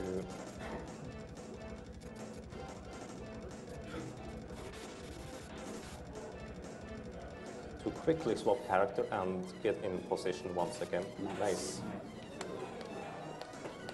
To basically recover from any mishaps or quirks that can happen everywhere, I guess. Like that boss if we messed up on it. Yeah, that was the wall. Unfortunately, we killed him already, but he's That's pretty actually very special. fortunate. Yeah, he is pretty special. If we mess up and get the wrong charge attack and accidentally kill both of the eyes before we kill the middle portion, bad things happen. Very bad things. If you've never seen that, don't try it. Essentially what happens, he has two special attacks, which do a ton of damage. They do a ton of damage and control your characters so you can't open the menus with them. Yes, and recovering from that attack is extremely difficult, especially if he decides to grab the boy.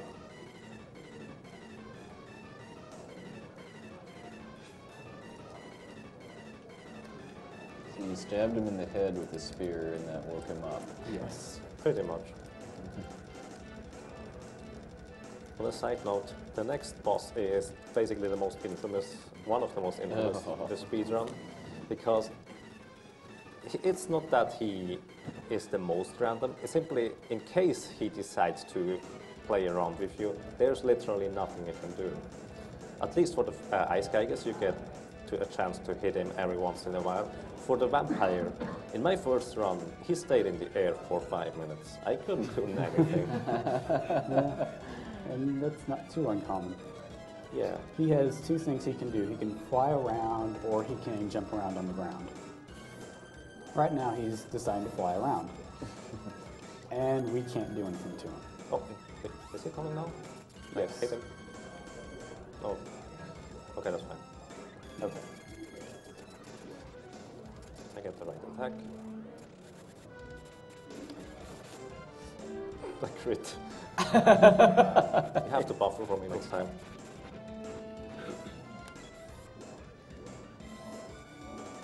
And we use the spell lockdown on him.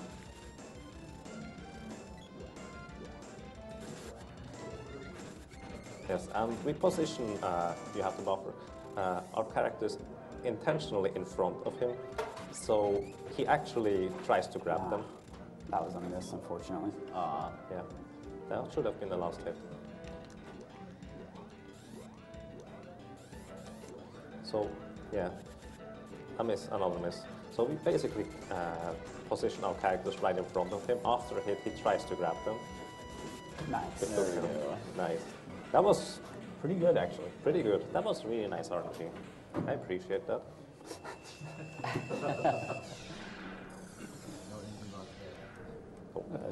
Don't worry, there's another vampire later. A worse one, yeah.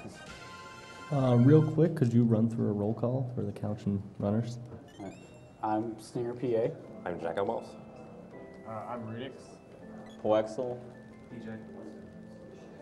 During one of their practice runs, that vampire trolled them so badly, they had to hit it an extra time too, because he kept draining their HP. Yeah. It was pretty bad. I think we had to restock mid-fight, which is not normally possible, by the way. You get the menu. Right, thank you. I would have missed that. Yeah, I know. Thank you. So we have all our quirks in the speedrunning. There's basically, I'm really bad at menus and navigating and flying. As in, I can't find anything unless I have it written down. And basically, Stinger is pretty much known for choosing the wrong cannon travel location. And the interesting part is, in the current record for one play 2 controller, which is 2 hours 4 minutes? Yes. And some seconds, he actually chose one of the wrong cannon travel locations. Yeah, but I still beat his record, so. You just wanted to kill the bee again. Actually, that's not the canon travel I went to, but. Yeah. I Take think the scenic route. it works out, I guess. Rom Scout So- will be proud. You get the metal mantis. Yeah.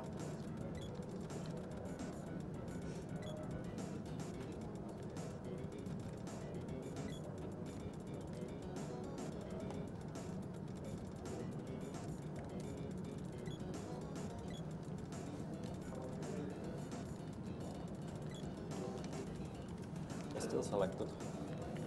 Okay. Okay. I didn't know if it had enough reach. Yeah, that's not too far. So yeah. He gets that boss. And then wait.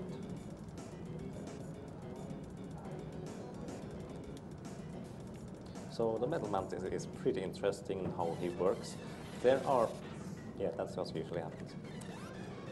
There are a few things you can do to manipulate him. I like how the weapons are wrapping to the bottom of the screen. Yeah. So he tried to manipulate him there again with the attack. But wait on this. unfortunately, he's defending right now, and he cannot be damaged while he's defending. This was an evasion, so that was 40% chance. Now he has a chance to hit him again. Another evasion, you have to deal the sprite back. Yeah, because he can cast pretty nasty spells. If you might want to jump in.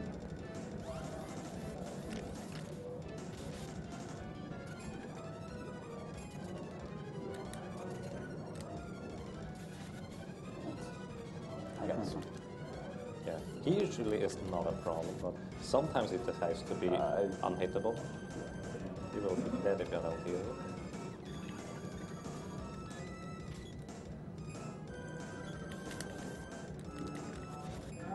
Wow, and while he is hitting, he's also unhittable. I lost it. Yeah, sorry about that. I will lock him down with the spell. Okay.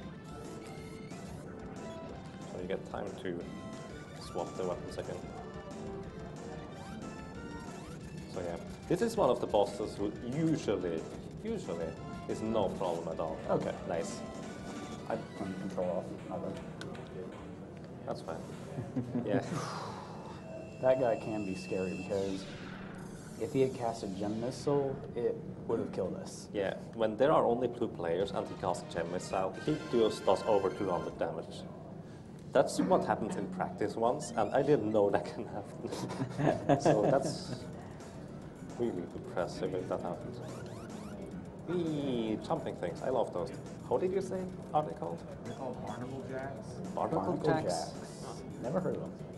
Wow, really? I never knew they had a name. You know, we've always called them yellow jumpy things. By the way, clap, clap. And we go power. Yeah. SD3 gives them a name, but it's much longer and very Japanese sounding. Whoops. Just when you're a controller like I do. Yep. Okay, that's fine. I find it kind of fascinating too that there. Well, I know why, but there's like no one in Japan that speedruns this game, which is usually not the case for JRPGs, and that's because the Japanese version of this game is even glitchier than the English version. Yeah, and mostly in bad ways too. Yeah, it's glitchier in a very bad way. You take the next boss.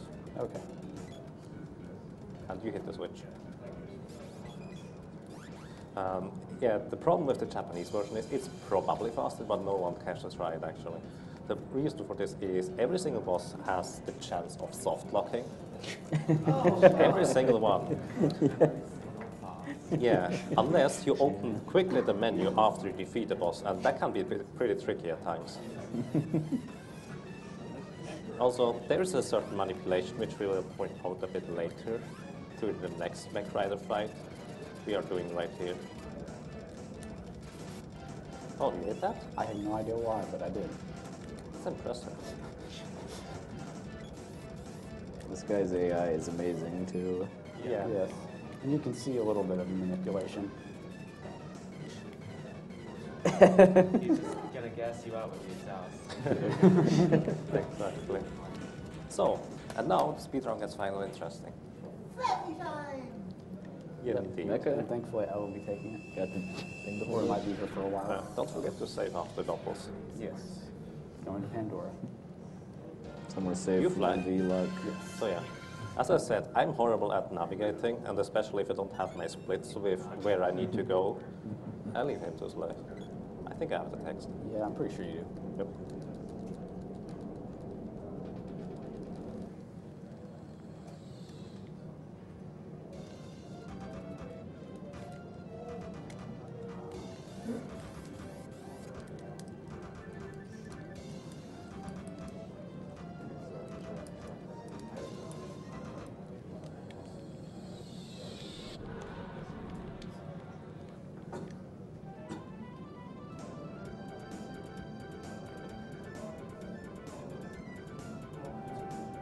So normally you have to go pretty much all around the world to do these little side quests. Yes. But We're in a we decided hurry to come though. Here. Got to catch up with the schedule. Indeed. Pretty much, actually. So here, we climbed the mountain, literally. As in, it's not only faster, but actually much safer, since we have no current armor at this point. You have to point to the right. We have no current armor right now. So those enemies are actually really dangerous if they catch us. There's been more than a few runs ended here Yeah. because the enemies deal so much damage. I take the go. Okay. So here we do a little trick, small little trick. You have to be up above him. Right. Thank you. That's good. And And we jump over wall. Wow. just like that, we skip the spike barrier right there. Yep. And that So that's skips about probably about an 20 hour or minutes. so worth of the game that you just skipped. Approximately, yeah. Like 3 or 4 different dungeons. Yes. Basically, if you don't know the game, what we just skipped is the Light Palace, the Moon Palace, the Shadow Palace, and the visit to Tasnica, which is quite a bit actually for such a little jump. Oh, sorry, I have it. You have it now. Okay. I've got the road now. Seems like, I think pretty much every mana game has a part where you're just going around the world trying to find all the mana spirits. Yeah, except this one. Yep. Yeah, so we are actually not getting the moon, the light, and the darkness spirit. And this has pretty severe consequences later on, since they are more or less required. You run into Suicide. it. Oh, I like this fight. Yeah. This is amazing, by the way. Oh, nice. So yeah. Basically what happens is pretty simple. We die, and the enemies disappear. So yeah. I don't know why they made it like this, but if you essentially die and... How do you say that? Your doppelganger disappears of the character that dies. It's really fast and simple. If you would have to use overcharge, it would take quite a bit of time. Okay, so Pandora. Yes. So here we are going to save once again, because in the storyline, well, as much as we skipped of it, would now go to the Sunken Palace.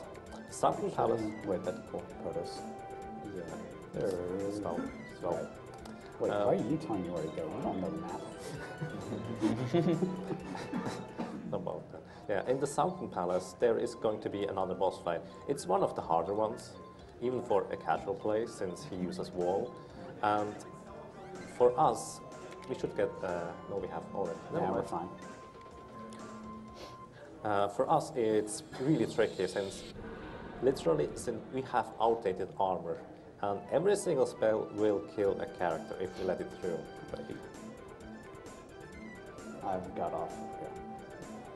So there's the damage cancelling, There we go. which we use a healing item or a medical herb to cancel the damage out of a boss, essentially.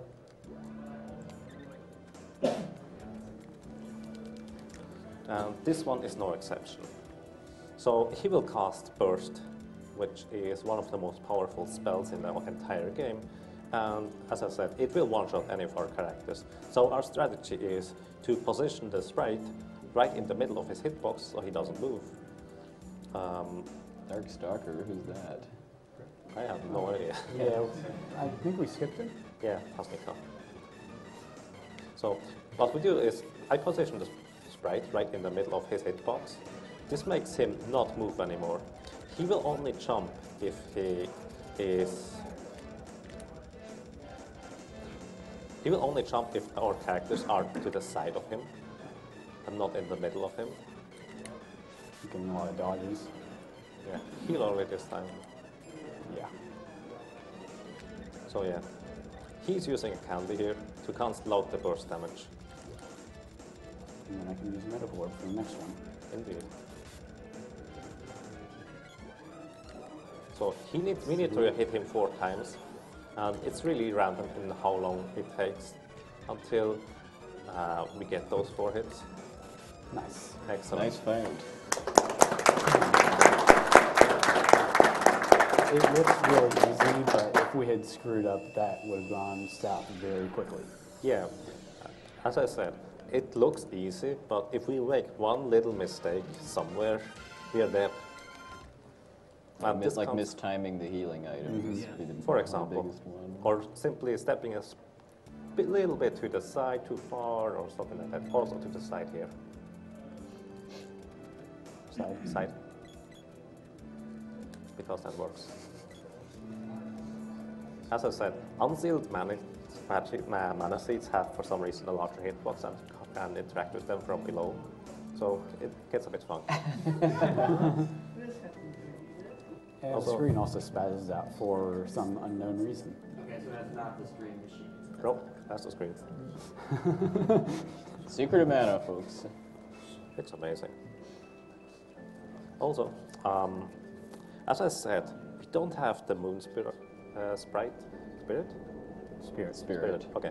We don't have the moon spirit, the darkness spirit, and the light spirit. Am I flying? I think you might be. Southwest. Thank you. I'm not entirely sure. I'm going to fly too, just in case. Yeah, just I'm really bad at explaining and doing stuff at the same time, which is why Stinger did most of the work earlier. So what we are going to do here is pretty special, to say the least. I am select. So what is going to happen is we are saving the game here. Some of you may know there is that trick where you can get the mana sword early. Yeah, this run's not going too good, so... Yeah, I think we're going to reset. We're going to start Can you over. restart the timer? Yeah. Don't really. I hope Yeah. the schedule is going to be okay. We Yeah. just need to add Basically, another hour and a half or what so. happens with that save file, if we would try to load the save file right now without doing anything else, the game would crash, because the game save is corrupted, since landing next to a save point with Flammy has various special side effects, such as the location does not get saved. But if we soft reset anywhere by holding start select L and R for about a few seconds, we can actually basically reset the game and keep the values where we currently are. And then we load the save state and basically save warp into that current scene we are in. What we are doing right now is going to be a bit confusing, I guess. A little bit. So, it is going to be this cutscene right here with the boys on the bridge, whatever. Soft reset. Load the save. We get warped to Porter's village, and We now have invisible characters. yeah, which is pretty special, I guess. So, Southeast. yes, I mean, this one I know. That's the only one I know so far. Oh, is that why you have those markings on your timer? Yes, Or is just I to actually remember where absolutely to have go? I no was always idea what's wondering where. what those stood for. I absolutely have no idea where to fly usually. So, since we have one invisible character in the group, we can walk through walls. But only when text boxes are up. Yes, only when text boxes are up. Use So- balloon to stun these enemies, because otherwise we'll probably get hit. Yeah, it is very likely that those wolves will mess us up. And so we simply basically travel backwards through the Grand Palace right now. And this is called the Grand Palace backwards, appropriately, I guess. And we just hit 3 triggers there, as in 3 buttons. Now simply move back into the main room. Oh, that was a bit That too early. early. We simply move back to the main room. Sometime. Hit the switch, and there's the boss. We just stripped the entirety of the underground palace with 2 bosses, I think. Yeah. Yes. And then you had to go back down there in order to get the boss to spawn, basically, to make the game think Yes. you've already beaten the rest of the palace. That's right. Exactly. The underground palace is completely ignored at this point. Plus, what's also pretty handy is we didn't have to activate any of those orbs in the Grand Palace, which is the crucial thing. If we couldn't do that, the previous skip where we jumped over those spikes would be absolutely, well, almost useless. Also, walking through walls again. That's pretty special as well. I got a sprite. I'll switch to the one. It's not broken at all. Yeah, it's pretty special. Okay. Now taking control again. The reasons why this is good, like 3 hours or so faster than the last time we had this game in a Yeah, marathon. basically the current speed demos archive run is actually not too bad, but it's on the PAL version, which is inherently very slow in comparison because the game speed is simply slower. Also, hang on a second. This fight is really tough because if you make one mess up, it can get pretty ridiculous really quick. I mean, this is kind of a joke in casual play, just because if you drain all of this boss's MP, it can do literally nothing to you, Yes. but Okay. they can't do that. Stinger already made the best setup he can. He walked the sprite right into Hexa's hitbox, so she will not move around anymore. And by doing this, he can stay out of range with the boy easily. Why did it just load? Oh, never mind. Okay, and basically Hexas has a lot of nasty attacks. She has a lot of spells which hurt a lot. Plus, they can give you statuses like the pygmy that Neil has. Plus Got it. Pygmy. Nice. Oh, very nice. Yeah. If you don't do Hexa specifically like this in a speedrun, because you have literally no armor and Pygmy engulfed in flames and what's the other one? Dispel will remove your overcharge attack, and it gets really bad really quickly. You want to take my rider? Yes. Okay.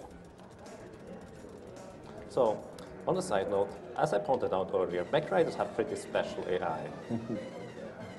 Yeah, I mean really special. You saw a little bit of it in the second Mech Rider fight. Yeah. Basically, we are going to wait down here. There's a little bit of a faster version here, but that's easy to show it like here. So, what we are doing is wait for the mech rider, because he will do literally nothing and simply play slowly at the bottom of the screen around until we hit him. The way his AI is programmed is that he tries to get down onto our level, but because we're standing at the bottom, he can't do that. Yeah, quite literally. Can't quite get down in our level. Yeah, his hitbox is larger, so he gets blocked by the exit of the bottom of the arena. And he cannot align with us, which he would normally do, and charge around. So, yeah, he can't really do anything except cast speed up on us. Yeah, and he cannot speed up on us for some reason, because he's a moron, I guess. He essentially casts speed up after every single hit. And here's that. So, now for the Pure Lens, right? Yeah. Donation Longest- for pure lens. Yeah, we've got one like 25 minutes or so. Just don't get hit, we'll be fine. Yeah, about that. Nothing to get on now. I think we have to fly. I'm not sure who has it. Whatever. I hope You it's fly on and the I'll third fly. controller. Yeah, we simply have to land. It's not like it's hard to get where we're going on this one. Yeah, if you forget about it, it's pretty dumb. Do we save before it? I don't think we need to. No, we don't. Okay.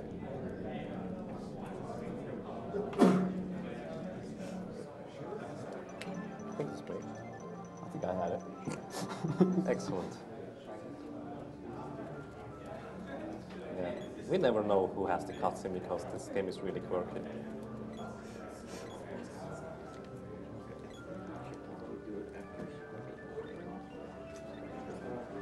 Okay. Simply checking that Restock we here. have everything restocked, which is really crucial. As I said, usually in a run we don't restock anything at all, if, well, it goes well, but that's relying on a fair bit of randomness. Also, here we get the best possible armor to buy in the game, which will be quite an upgrade compared to what we had before. You equip? Yeah, you swap off. Yes.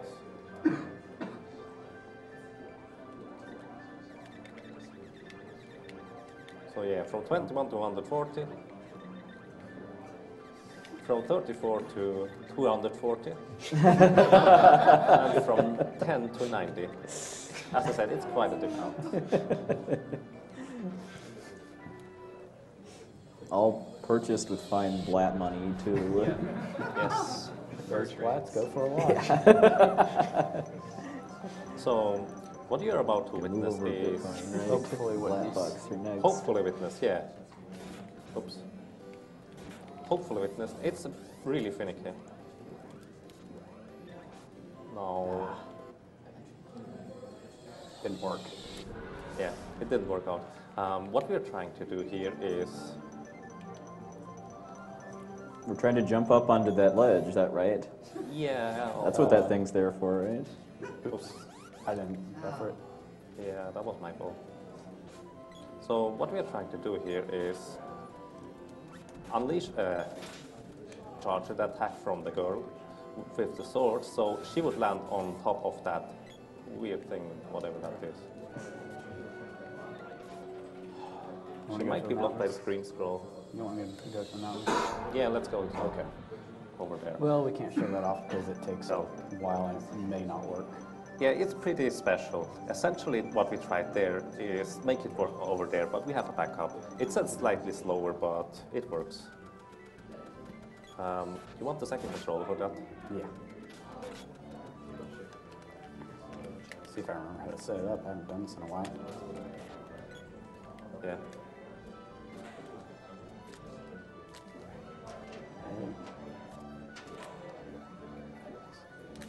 Okay. Okay, there we go. So he's hitting the rope pole as he is flying away. That's fine. Yeah. So he just hit the rope pole. I need to. No, Wait, it's, did it? Oh, wait. That's right. yeah, it's No, correct. He hit the rope pole as soon as we basically called Flammy, and this activates the rope pole event. It would be a bit funnier if we actually got the other skip, but that's fine as well. Essentially what usually happens when you land on the Mana Fortress early, you take this break, is you get the cutscene and you get sent away, basically. You call Flammy immediately again and you are gone. Which is pretty unfortunate, I guess. So they basically got the two events of getting for it onto to the stop. rope pole and then the barrier knocking you off the Mana Fortress to cancel each other out. So Yes, bye-bye Pure Lands. Yes, we simply overwrote the cutscene by hitting a rope pole, and that cutscene from the rope pole event was executed at the first possible moment, which is as soon as we land. Although the Mana Fortress is a really tricky place to navigate through quickly, so we have to be a bit careful about that. You want Buffy? Yes, okay. So Buffy is the last boss I will be defeating, essentially, and Mr. Stinger will take the rest. Since, as I said, I'm better with movement bosses, but he is much better with precise choices for bosses. So, and here we have Buffy, another annoying vampire, which can stay in the air for... As long as he wants. Exactly. Yeah, our signature is pretty good at this point. I will. Okay.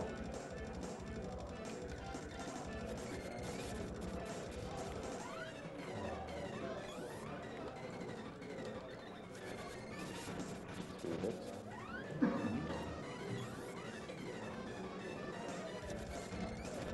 Yeah, we use Analyzer here to lock Buffy down in his movement, and he cannot move during it. It doesn't do damage, but it locks him in place, so, as I said, we can basically get an additional hit from that.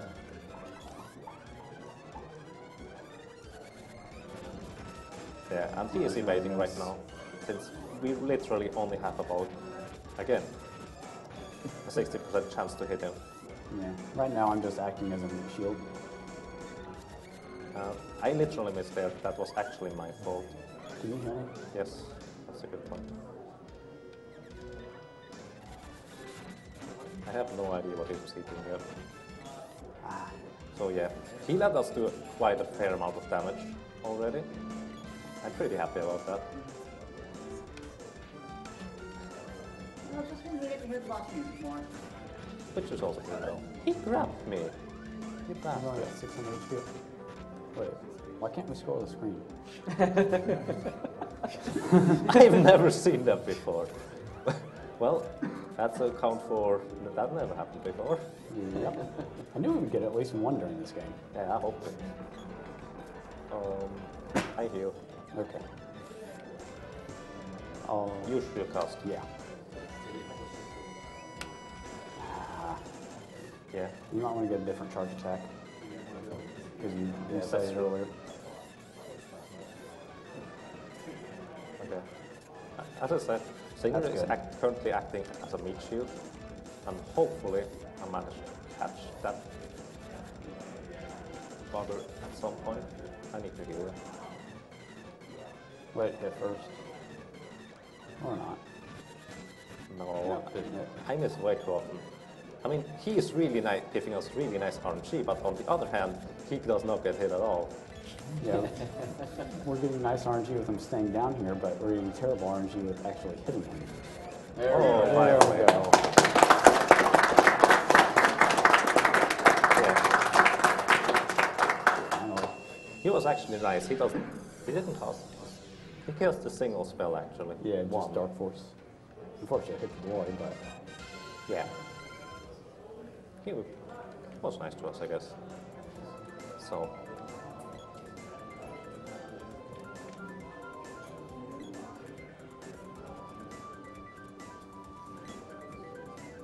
Here is basically our last stretch where we have to avoid enemies. No, hang on, there's I'm way too another early. one. Yeah, you are. Yep, sorry about that. The last stretch where I don't have to do anything anymore. Hang on. Okay, I select both characters to walk past. Could you please move? Which is a bit tricky, but if I execute it properly, it's faster than trying to get the AI character to You hold, take right? this. Oh, sorry about that. Yeah. I should have swapped off the boy so Stinger could get it, but I forgot about it. It's okay. Sorry about that. I got the right charge attack at least, which is nice. So this blob is really interesting. All he does is cast Acid Rain occasionally. If you were to cast your own spells, he would actually also counter with his own spells, which is pretty interesting. But like this, you simply hope he never hits the boy with his Acid Rain. Or doesn't cast at all. You have to buffer.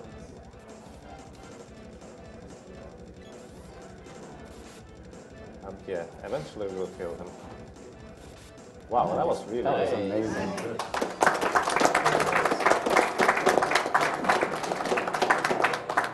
That's definitely the best RNG we've gotten on him since we arrived here. Yep, that was really nice. How bad is it if he acid rains the boy? Well, Depends. You can cancel it with a candy and it doesn't really matter too much other than the time loss. But if you don't cancel it, it can knock the boy away and possibly keep him from even being able to reach yeah, with his attacks. And that would effectively soft lock the game. yeah, kind of. He can kill us eventually. Yeah, he would kill us eventually, but for all intents and purposes, it would be dead. Oh, I messed up. You should be on Sprite.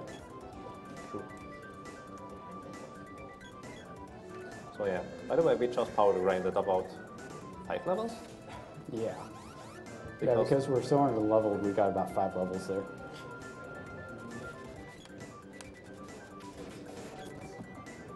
So yeah, we have to really pay attention to not get hit everywhere. Some hits are fine, even if not desiring. But some of the enemies are way stronger than others. For example, those orange knight ninja whatever things. They spawned everything. Oh, almost. I forgot to despawn that. Nice. Okay, those orange knights, for example, not those yellow ones, can literally one-shot us. As in, they don't deal damage. They quite simply kill. Also, that does a fair bit of damage. I hope this guy doesn't attack us. As I said, those orange guys are really scary. And that's what I like mean. That. Good idea. And as I said, I'm really bad at tennis. No. Just far enough. Okay, we got there. That's fine. So you select the boy and let's go. The last stretch. So there are a few more things upcoming on this boss. I hope we get a special Yes. surprise. We need the special mode. Yeah, but it's very random. And setting it up is pretty precise and random, I guess. Let's just say that the Dark Lich really likes his theme music. Yeah. Best boss Pretty music. awesome theme music. Yeah, in my opinion, that's one of the best thematic boss music. Not necessarily best music, but best boss music. So, once again, I will play Meat Shield here. Simply position the sprite the nearest to the Dark Lich, so he will target his spells against me. And Stinger will simply try to kill him as quickly as possible.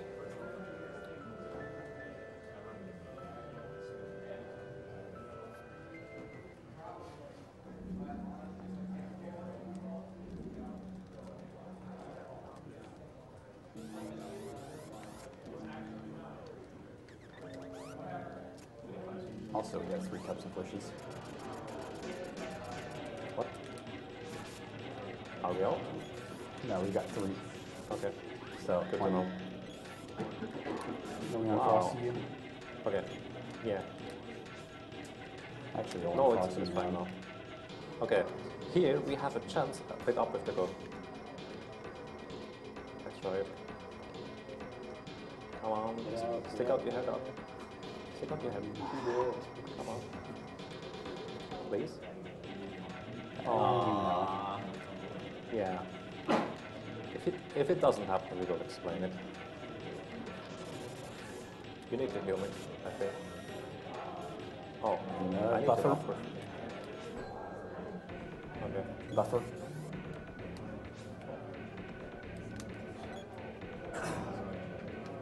Oh, we got another chance at it. Oh, maybe not. He doesn't want to. You need to heal me next time. Balloon, okay.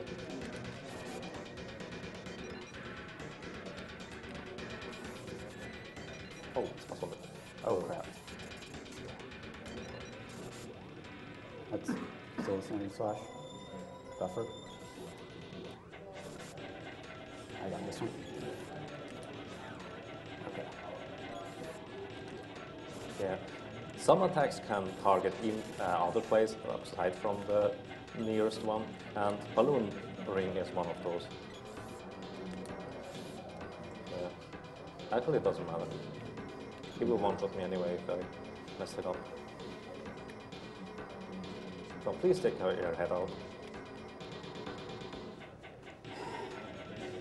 So yeah. Yay! Come on.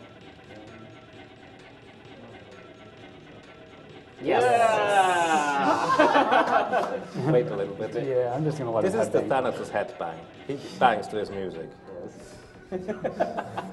So he's basically stuck. Oh, for the most part. He rarely gets out of this. Very, very rarely. And he's dead. Apparently not so rarely. Right. Okay. I'm gonna go ahead and kill her. Yeah. Need to take the boy again. Alright. I messed it up, so I couldn't stay. It's very precise to stand exactly in the middle of him. Ooh, that was actually really scary.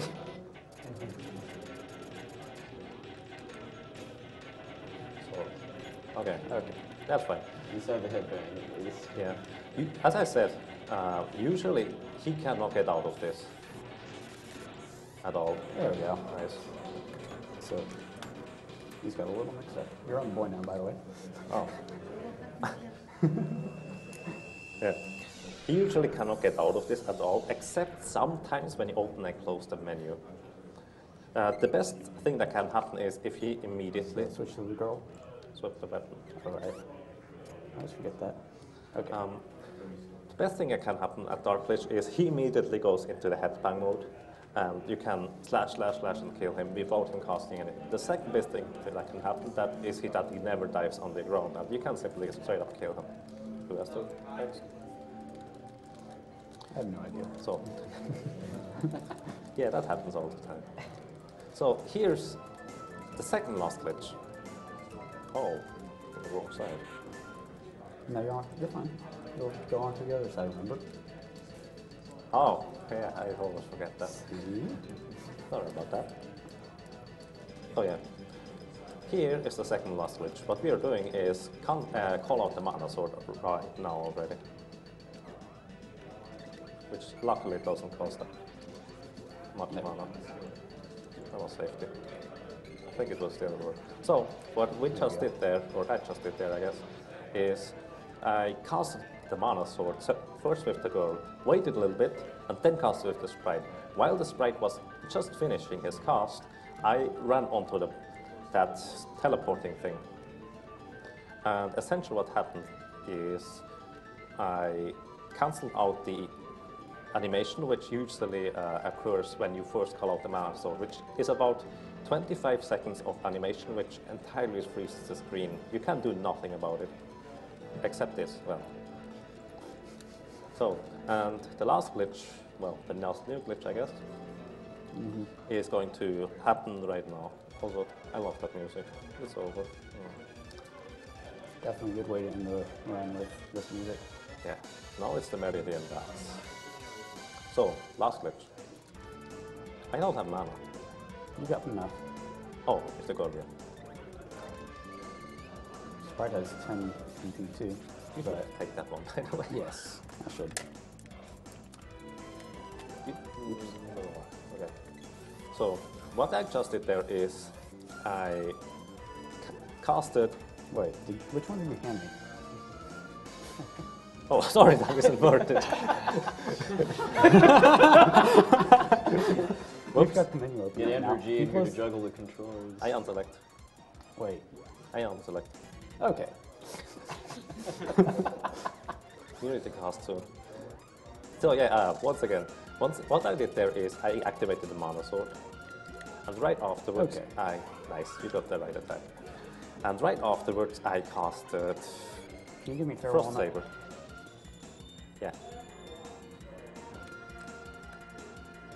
Oh, wait. The Frost Saber basically cancels out the mana. Other person. Whoops.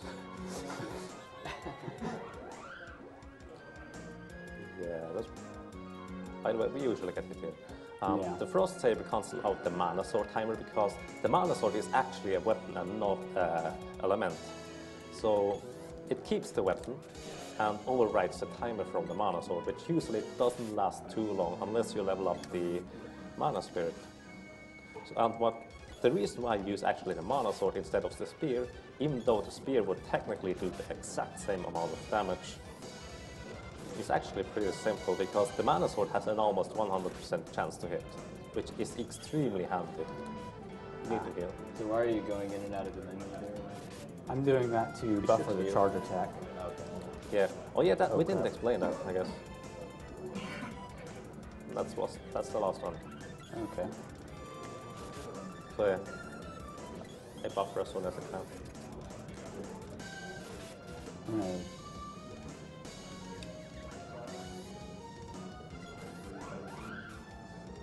I'm gonna reset this. Yes. Oh yeah, we didn't explain how we store the charge. Basically what happens is we open the menu. Right here, we open the menu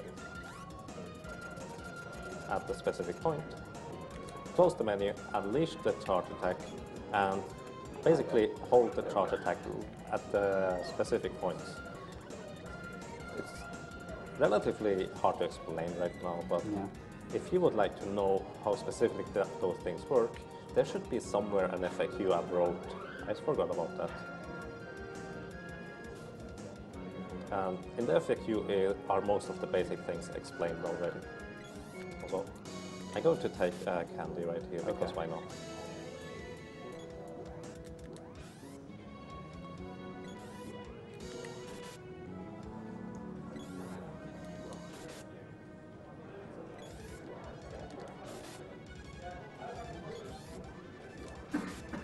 Are you on time? Time is after the last after, hit, so so I'll let you know. It's soon. Oops, why did I do that? I don't know. Just keep attacking. Yes. So, get ready. Yep. Time. Time. 2:13 exactly. Very nice.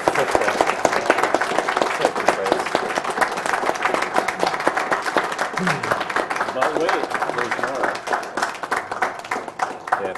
Even though we had all those safety saves in it, it still beats the current two-player co-op run. Yeah, the previous record for a co-op run was 2:16:24. Yeah.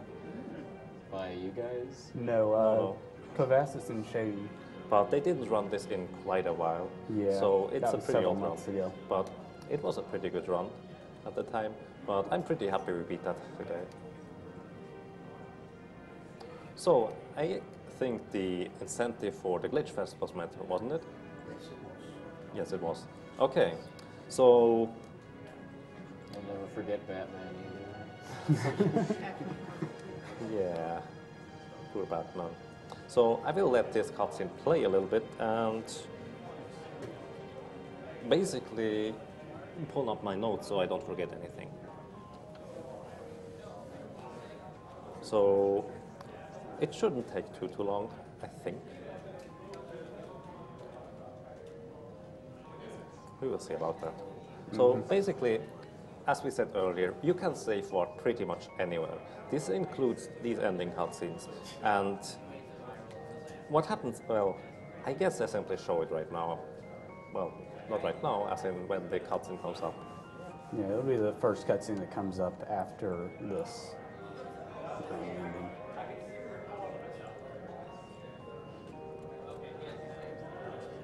So right here, you can see they meet those other people right here. Now I save up into it.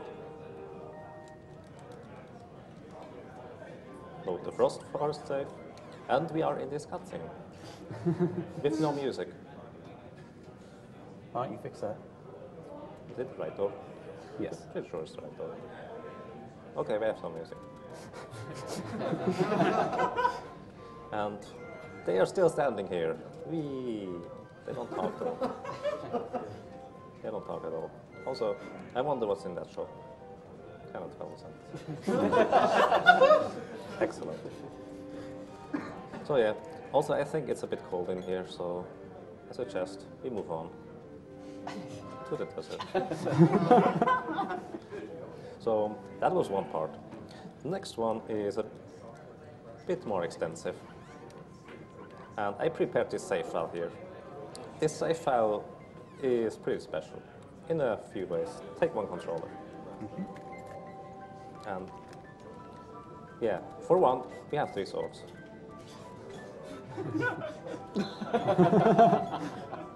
Which is not normally intended, by the way. Just in case you didn't know that. I didn't know that. So yeah, if I open the menu, you can see no one has equipped anything actually.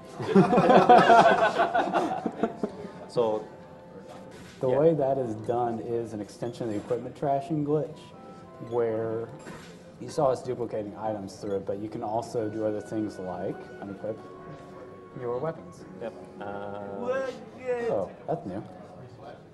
Oh, right. This cutscene is pretty special, but usually you're supposed to have only one character in it. So, yeah. Which is pretty weird, I guess. Also, the sprite is AI controlled and he considers this to be an enemy, but since this is a no combat scene, nothing happens with him. Also, click on. Let's push the girl a bit over here. This is the NPC girl.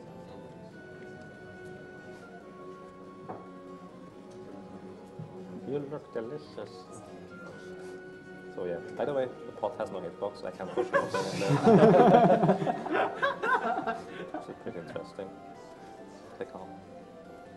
Simply go on through the cutscene. Okay.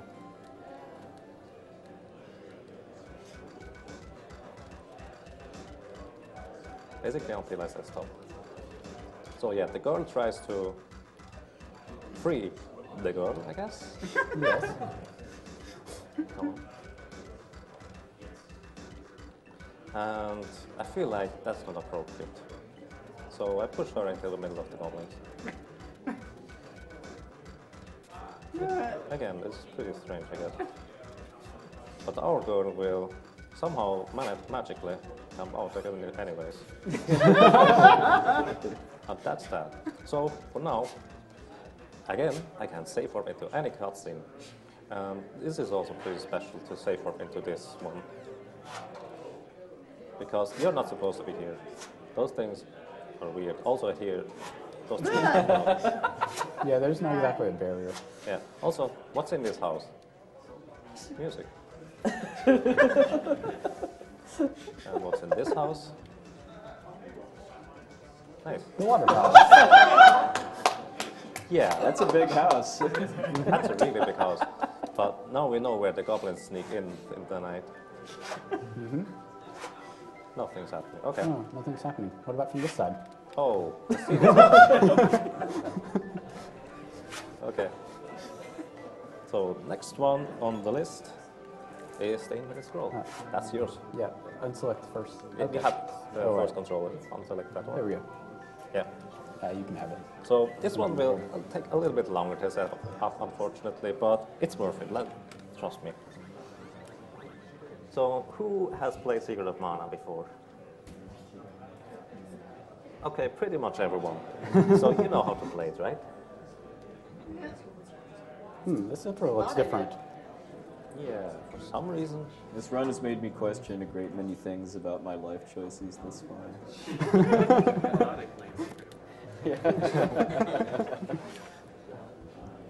Don't these screens usually scroll around? Yeah, they should actually. Yeah. Huh. That's weird. Yeah. I think you did something wrong. Kind of. How did this one happen? Did it involve where you came from before that, I'm guessing? No, it was soft resetting while having the first controller on the girl, and it results in a couple interesting things. Yes, indeed. Why don't you hand off the controller to someone who can actually play that correctly? Okay. So simply mash through the cutscene.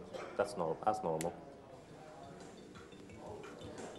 But if you pay close attention, the boy doesn't actually fall all the way for some reason. I think he's a ghost. He's already dead.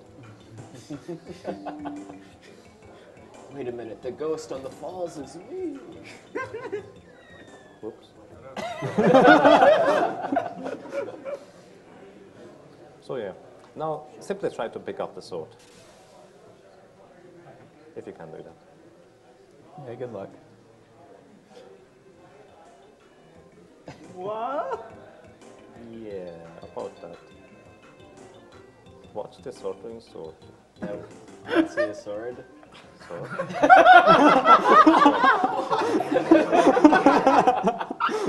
There it is. No, it's gone. Exactly. Can I get it again? Thank you. Yeah.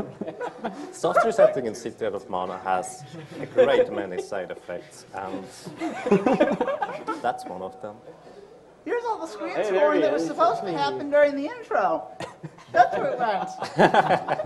That's exactly how it is. Back to the sword. Okay. So, the last portion, I need to get some save file. It doesn't matter which one. So we are here, where we shouldn't be actually. Can we? Like this.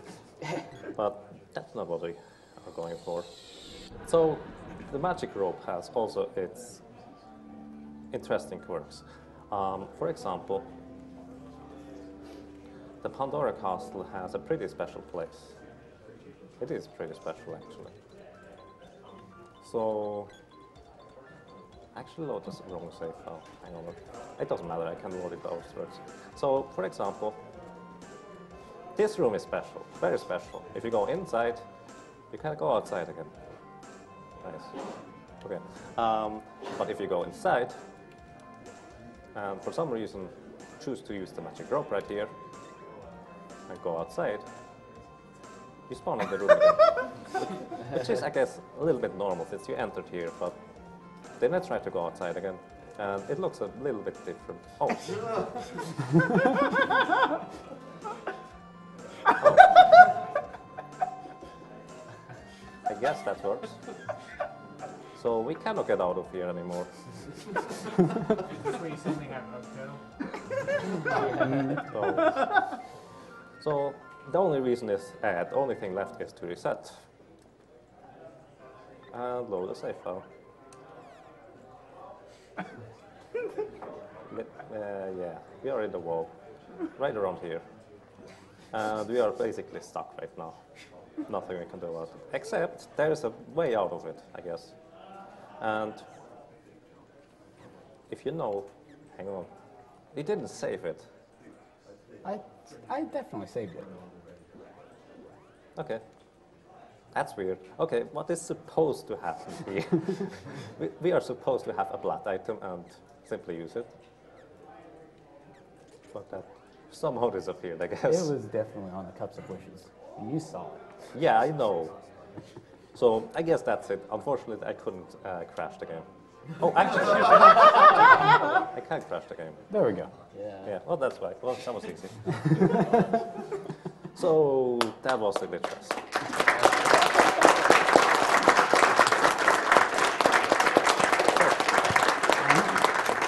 So yeah, thank you for watching, and thank you to the Spectre of Mana guys, especially also to my character for those amazing prizes. I'm really happy about those. I want that flamey perler. That would be amazing. Also, I would like to mention the next run, Star Fox 64. I think currently ahead is the high score run, and I watched a little bit of it, and it's amazing. You really want to watch that. So that's it from me. Thank you. All right, guys, that was Secret of Mana by StingerPA and Yagamoth. Coming up next will be Star Fox 64. Real quick, I'm going to read this donation. It says, StingerPA, being involved in early cancer detection and prevention, we are proud of your efforts to help with Prevent Cancer Foundation. Good luck from Mom and Dad.